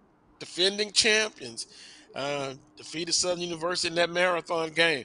Bethune-Cookman, excellent program, excellent tradition, picked to come in Mm-hmm. second. FAMU third. Whoa, Jackson State picked to come in fourth. Alabama Omar's A&M not fifth. used to being that far down, I'm sure. No, and sixth, Mississippi Valley State. Um, as I stated, Willer, a lot of times it brings up discussions. It brings up a lot of arguing, debating. But at the end of the day, we'll be able to go back and look at these preseason predictions and see how close they were, how far off they were, and that's going to be interesting conversation from the beginning to the end of the season. Um, 12:30. Got to take a break, but Willa, I never did ask you who's winning the Super Bowl tomorrow. I know you're a Baltimore Ravens fan, so I think you're gonna. Are you Yeah, and going for they're the out of AFC? it, so I don't have a dog in the fight. But I like good line play. And so while I don't really care who wins the game, I'm intrigued by the matchup between Philadelphia's defensive line and Kansas City's offensive line. I think there's some Mhm. individual battles that's going to go on that's going to be tremendous. Yeah, and specifically at the defensive end and offensive tackle positions, I want to see how those guys, hold up. Can Philly get good pressure on Mahomes with four people, that sort of thing, and so it's gonna be interesting, definitely. And but I always kind of look for good line play, Carlos, and so I don't have a dog in the fight, so I just want to see a good game and hopefully I can stay awake the whole time. Oh my! You got your commercials. They're gonna rate the commercials. Boy, they're high price. Um, it's historical that you have two African American black quarterbacks, albeit now Black History Month. But Black History Month. Why box it in for 1 month? My feeling has always been it's every day, 365 days a year, every month. So I'll leave I that agree. at that. I'm going for Philadelphia. I like the big guys up front, the War Daddies, O line and defensive line. I just think Philadelphia is tough, but they can't have a off day offensively. But that O line, they can run the football. It's going to be very Mhm. interesting.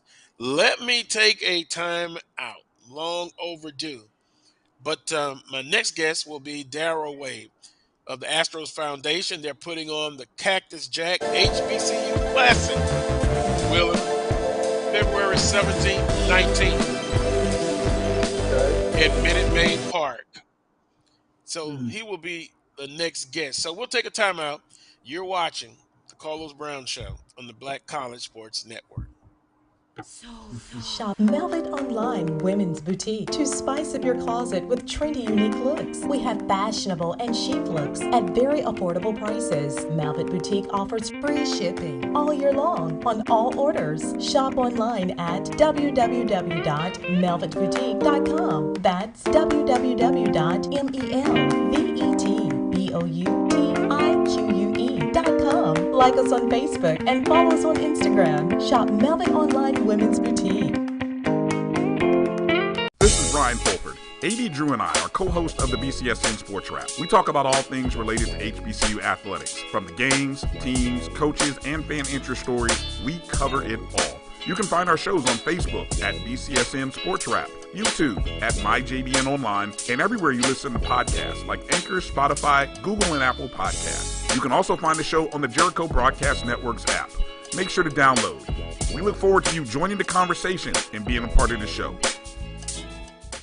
Time to call a credit repair company to fix my credit. Hold the phone, man. You can do it yourself with Credit Versio. That's way too hard. Call the credit repair company. Most credit repair companies only work on 1 or 2 accounts at a time, making it slow and expensive. You won't figure that out for months. Ignore him. Credit Versio's brilliant software scans all 3 credit bureaus, finds the accounts that are hurting your score, and guides you through the entire process. Anyone can do it. Let's fast forward and see the results. Wow, I fixed my own credit and saved hundreds. You can do this. Visit creditversio.com. I'm returning Clinton Paris, and Tampa's my community. I grew up here, went to school here, and my wife and I make our home here. What makes Tampa special are its people. So when I represent someone injured in my community, it's personal. Call my office and speak to a real lawyer and not some referral service. I will fight the insurance companies to get the settlement that you deserve. At the law office of Clinton Paris, we take the pain out of being hurt. Maureen is saving big holiday shopping at Amazon. So now she's free to become Maureen the Merrier.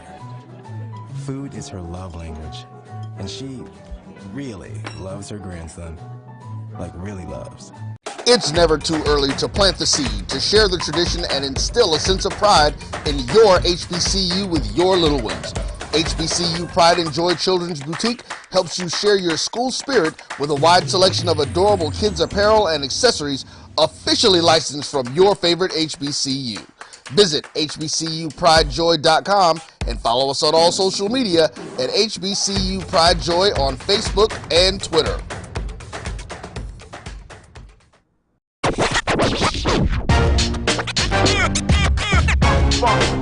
It's like a loot machine. All around town, people trying to get down.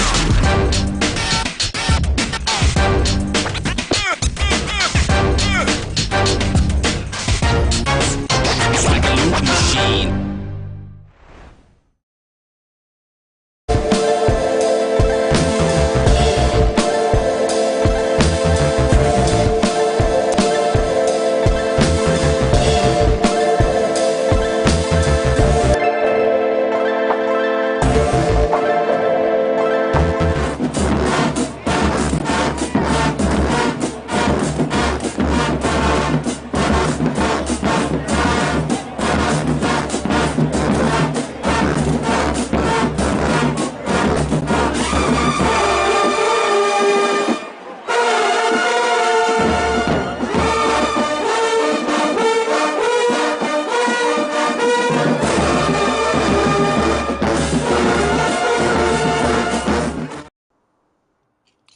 Welcome back to the Carlos Brown Show here on the Black College Sports Network. Now, our next very special guest, he is none other than Darrell Wade of the Astros Foundation. They're putting on the Cactus Jack HBCU Classic, February the 17th through the 19th at Minute Maid Park.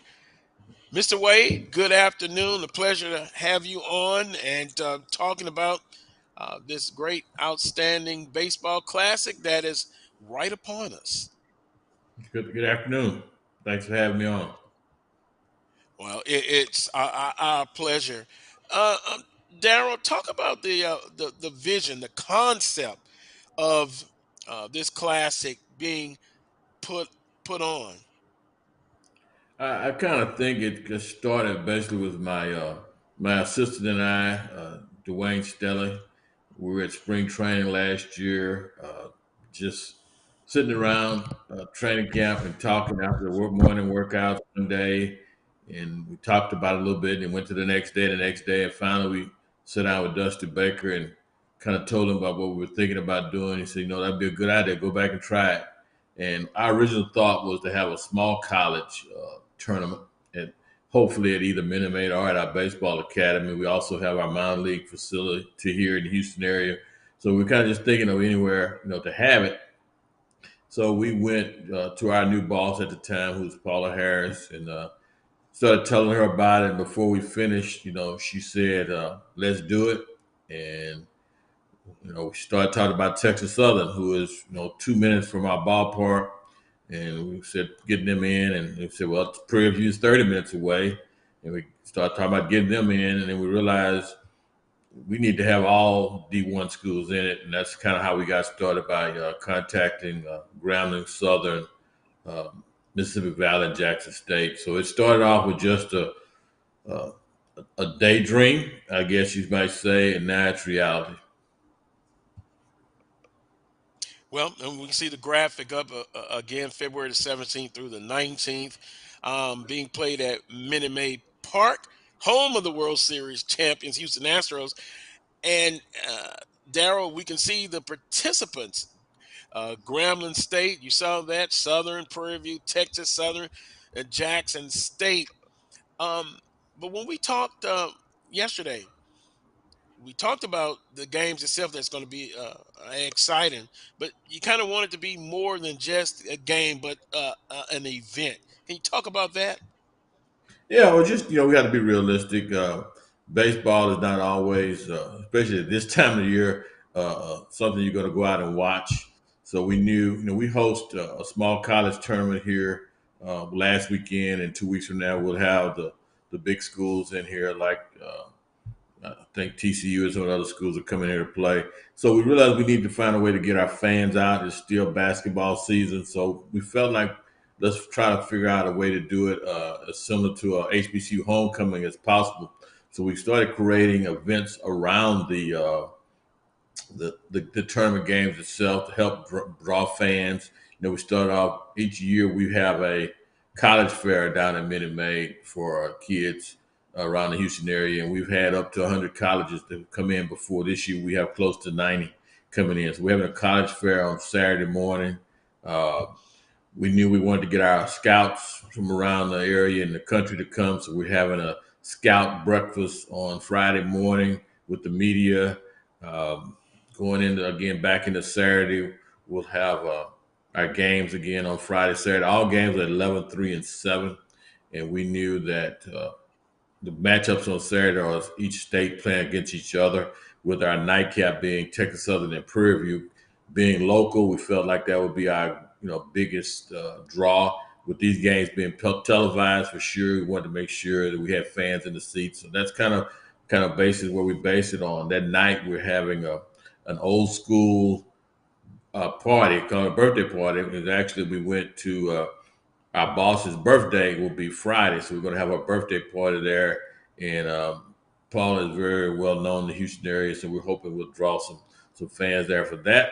And all proceeds for that party will go back to the foundation. So we're excited on that part. And then you got the Sunday. After big deal on Saturday night with those schools playing big on television, we knew we had to still get fans out. So we decided we'd have a gospel breakfast that morning prior to the first game. And we're also having a workout for our 30 to 40 better kids through our baseball academy. We invited all the coaches to come out and the scouts to come out and possibly look at those kids. It's interesting because it's more than just a classic, a tournament. It's an event, and then it gives opportunities for African Americans, but even more than African Americans, to kind of have a input and get back into playing baseball. And Darrell, with your background, talk about it. HBCU background yourself. Talk about that, and then Yeah. and then I'm gonna come back and talk about the city of Houston, an important point because they have alums for every institution, particularly in the Southwestern Athletic Conference, that live in All right, Houston. I'll start back. I was very fortunate to get to go play college baseball. I played the NAIA at Paul Quinn College, I guess from '78 to '82, where we had some good programs. We had a good program, and we had guys from Mississippi, Memphis, and maybe one or two of us from Houston in the state of Texas, but most of our team was from out of state. But we had a good program. Our coach passed away a couple of years ago, which really actually he's a Southern graduate. He was Joe Fontenot. He played at Southern University. He ended up, I think his first job was at Lemoyne Owen, and he came to Texas. Mhm. And his teammate, by a gentleman by the name, was a pitcher there, Willard Esther. He coached me in high school one year, and he asked him, "Do you know of any players that might want to come to school?" And I got to go to school, and it was the best 4 years of my life to play baseball. Um, so that's kind of where I started. I got to play against. And I heard your earlier conversation. We played some of those games where we went to play Baylor and went to play Texas Tech and places like that, and put a little money in our budget. I'm sure back then we didn't know any better. We just wanted to play and hopefully could beat those guys. Um, Yeah. but I'm sure that's probably where that came from. Um, but Dusty Baker was interviewed prior to the World Series, and he made the comment, for the first time in many years, an African American was not going to take the field of the World Series game, and I think Mm. it's kind of our concept. All those kids from all these schools, their desire is to play professional baseball. Every one of them, I believe, probably, but we realistically know that's not going to happen. But we feel like they'll get a chance at least to play in a big league ballpark. We also feel like if these kids come out and perform like we feel like they will and know they will, it's going to open some eyes to some scouts and some schools around the country that these kids can play, and so hopefully one day we'll make an impact on having kids playing Major League Baseball, and that's important to me. I'm the director of the Astros Academy here. The academies were set up basically for that to help get kids to Major League Baseball or careers in baseball. And we've been pretty, successful on our end. And I know Eddie Davis down in New Orleans with the academy down there has been successful. And we care and we want to see those kids get the best opportunity they can. And like I said, all of them are not going to play pro ball, but they're going to get a chance to possibly have good careers because they got an education. One of the things I didn't mention earlier, we have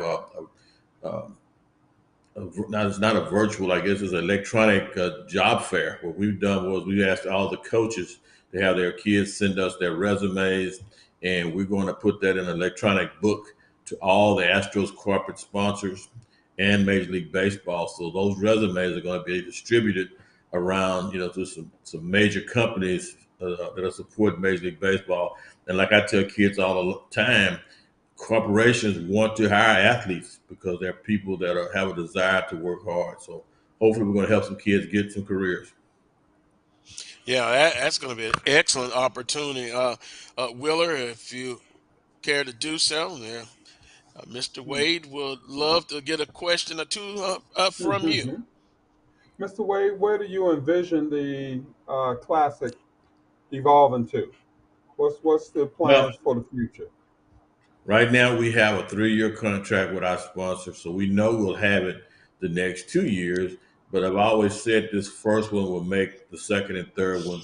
Uh, I'm hoping it is something that's going to go on forever.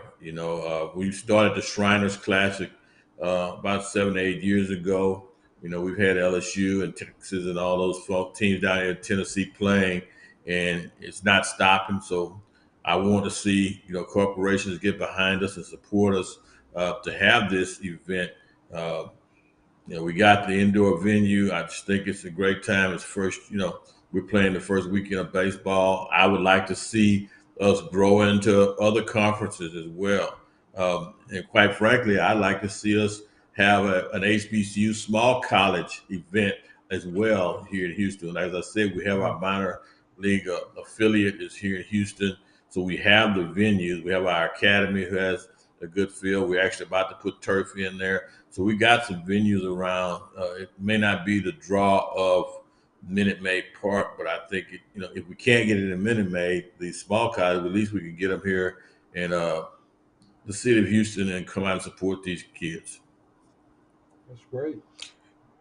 I mean, Willa, that sounds very good. I'm thinking about SIAC baseball teams that could join, in the future.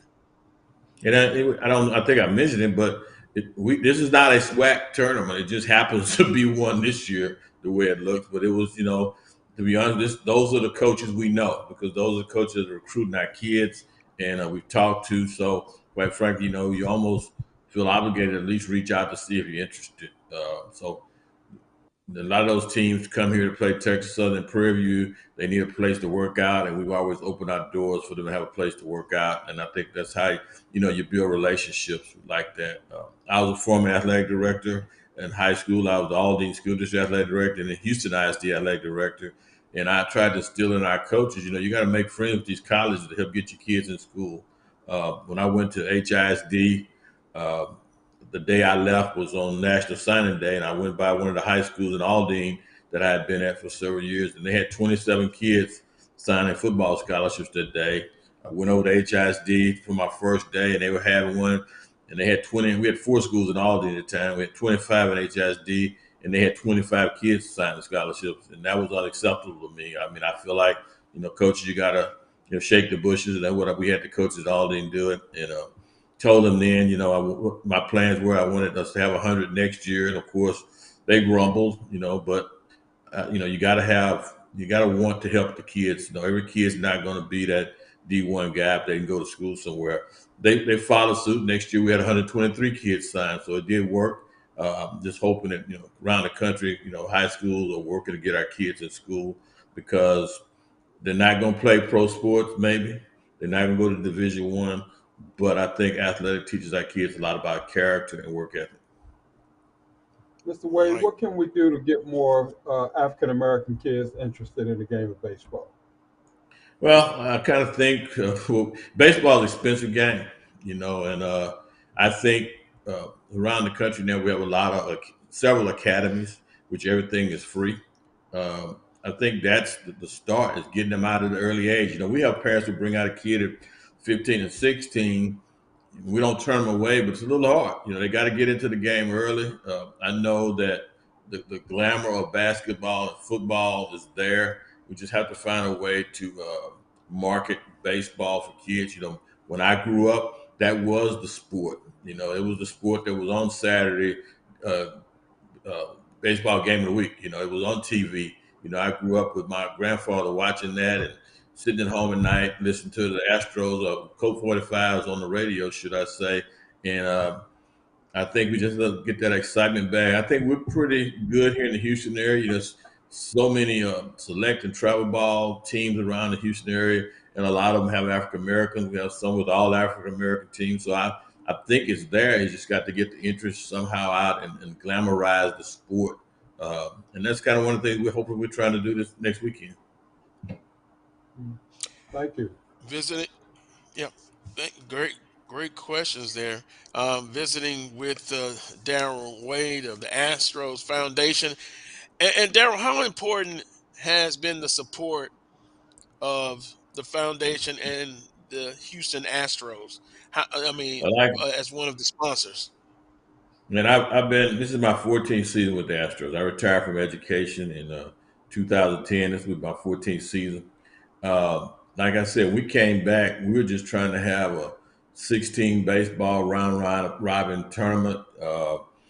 Wasn't considering ticket prices or anything except getting those kids here to play. And it went from our owner, Jim Crane, all the way to the person with the lowest position in our front office is working a part of this. I tell people all the time, I couldn't sell anything. If I go to buy a car, they tell me the sticker price, I say, okay. But our marketing department, sponsorship department, every department in our organization, baseball operations, event sales, every department has been a part of making this thing come through. And, they've sold the sponsorships, they've done the marketing.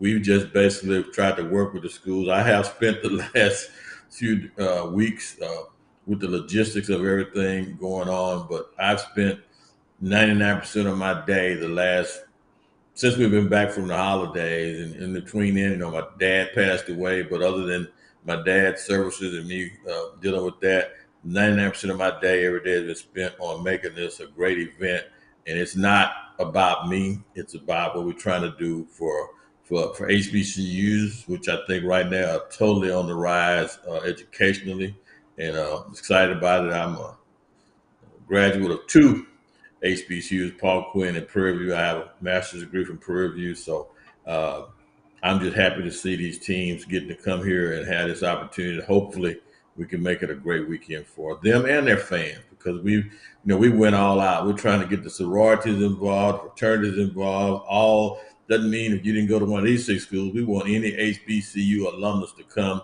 to Minute Maid Park. We've given out thousands of free tickets because we just want people there. Like I said, we've not tried to make this a moneymaker. We tried to just make sure we got people there to see these kids. Well, Darrell, it's been a pleasure, and for the Carlos Brown Show and Black College Sports Network, any help that we can do, please don't hesitate to call on us. It's going to be a great event. You're playing at a professional ballpark. You saw the graphic, the participating teams, and I should mention Mississippi Valley State as well. It's going to be, I believe, a great event, and appreciate you taking out the time on a busy weekend for you, the weekend before the classic. But enjoy the rest of your weekend, and again, anything we can do in the future, let us know. Yeah, thank you. I was thinking about that a while ago. I said this is my last free weekend. We got the tournament, and we leave for spring training Monday morning, and then it'll be hopefully another parade will end my year. I was gonna ask you that. Will it be a repeat? It's hard to repeat, but wow. I'm feeling it. I'm not makes people mad. I'm not a cowboy type person where I'm gonna say we're going to the Super Bowl after we win our first game, but I feel pretty good about the team we have. I think we'll be very. I think we're gonna be okay.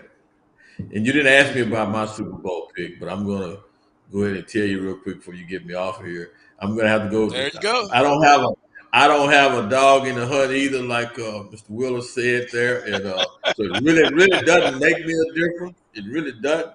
Uh, I uh, I am a Texan fan again. I think we're getting D'Amico Ryans back last week or two, so I'm excited now. I'll become a Texas fan again, but I'm going to go with the Philadelphia Eagles, even though we struggle with those folks down there at the World Series of Philadelphia.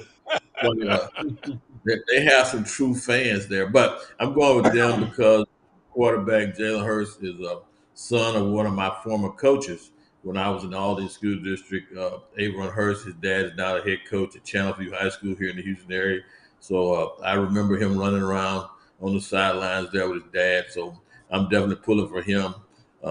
Just glad to see what I'm going to get to see this coming week. This tomorrow, I guess. I'll get to see these two young men out there. Very proud of the coaches in the Houston area. We have Dusty Baker, we have Coach Silas at the Rockets. Now we got D'Amico, we got Coach Sampson over at U of H. So, and now we have Dana Brown as our general manager here with the Astros. I'm very proud of the people we have running our program in the Houston area. Well, I think Philadelphia, I said earlier, is going to win it. I'm a Saints fan, of course. I had one Super Bowl when pigs flew. The Saints won a Super Bowl, who arguably is the most dedicated fans. You remember the bags over the head, Wheeler? Well, that gentleman I told you about, that was my assistant, Dwayne Stelly.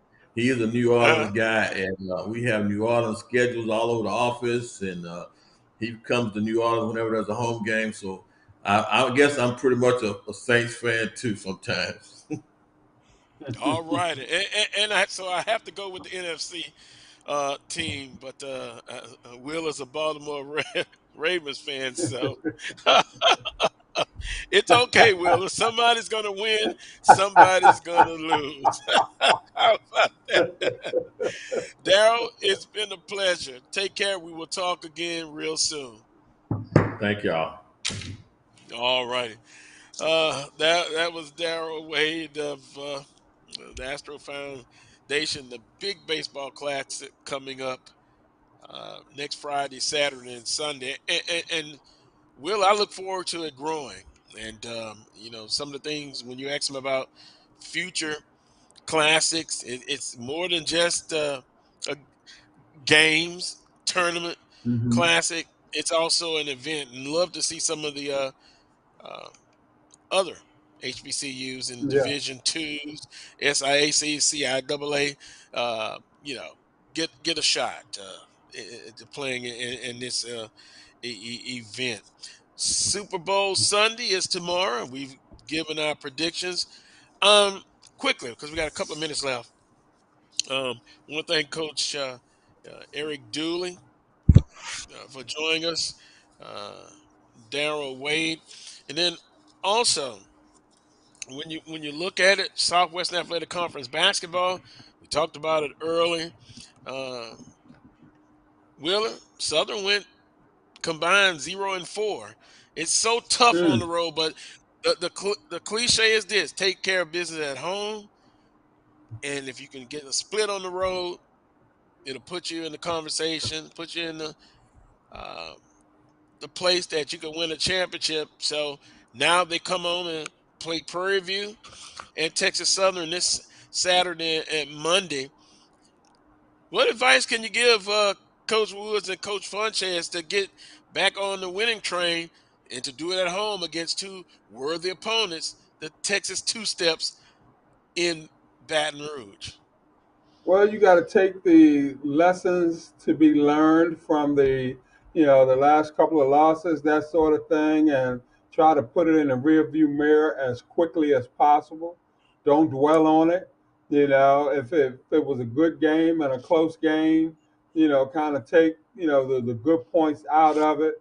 If it was a bad game all the way around, throw the film in the trash can and keep it moving. And but like you said, it's important that if you can win them all at home and go 500 on the road, at the end of the day, you're in a good place in terms of the conference tournament, and you'll be able to do some things. So you can't dwell on the past and can't dwell on the losses. Take the lessons from it and move on as quickly as possible. The worst thing you can do is just rehash what happened last week over and over and over again. It's going to affect what you're going to do, the following week if you do. So, that would be my advice, to the coaches. They know they have a good team, that sort of thing. And, it's this is now the time where you start getting it together. You start narrowing down your rotation, that sort of thing. If you're playing 12 and 13 kids now, this late in the year, to me, you don't have a team. I Mm. mean, you should be at the point now where you 8 or 9 deep, and kids are fighting to get into that top 8 or 9. If they're not fighting to get in that top 8 or 9, then you know they're not going to be able to play. And we got to go. We got to tighten that rotation down. Narrow down the kids who are going to get it done in their particular roles, and we just got to go at it from there. It's crunch time now. You're exactly right because so it's less than a month. You got conference tournament championships. By the way, Will, you remember at Swag Media Day we had that conversation. I am a proponent of the regular season champion. I'm in the minority. I even got nasty email for having that conversation with not from you, Willer, but then you're looking at March Madness, Division Two championship. So you're right. Now is the time to nail it down, put the border around, rally the Hmm. troops, and you've got to take care of business. Wow, March Madness is here before you know it, Willer. Right around the It is corner. going to be interesting. Willer, closing comments for you.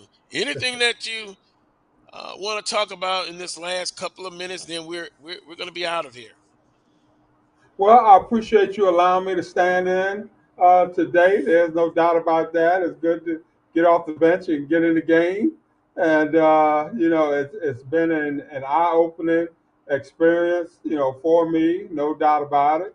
And I'm just blessed and very thankful to be a part of your show, for the day, that sort of thing. And just looking forward to continuing to do what I do on this end, in terms of helping our kids grow and develop, help our coaches reach the heights that they want to reach, and get the message out there in terms of HBCUs and what's going on, the positives and the negatives. Because contrary to popular belief, Carlos, you probably learn more from the negatives than you do from the positives. And so I'm just blessed to be a part of your forum. And feel free to call on me at any time. I appreciate it, and it was a pleasure having you on. Maybe in the future, you never know. Pete Richardson Classic, Jackson State is the opponent this year. Fort Valley came a few 6, 7, 8 years ago. Hey, you never know, but I guess the price has to be right. Huh, Price Will? got to be right, Carlos. Ain't no doubt about that. The price got to be right. Well, I know some people say I would rather see Fort Valley than Lincoln University in California, but guess what? I would look at that opponent as undefeated, even if they're not coming in, and you do what you're supposed to do. And you're supposed, using that word, supposed to win. You take care of business. That's what you have to do. Want to thank all of our guests. Melody, producing today's show. She had a lot on her plate, so we always appreciate her producing today's show. For everyone who tuned in, we appreciate you as well. Make sure you tune in next Saturday at 11 a.m. Central Standard Time for another edition of the Carlos Brown Show, right here exclusively on the Black College Sports Network. Until next time, as always, peace and God bless.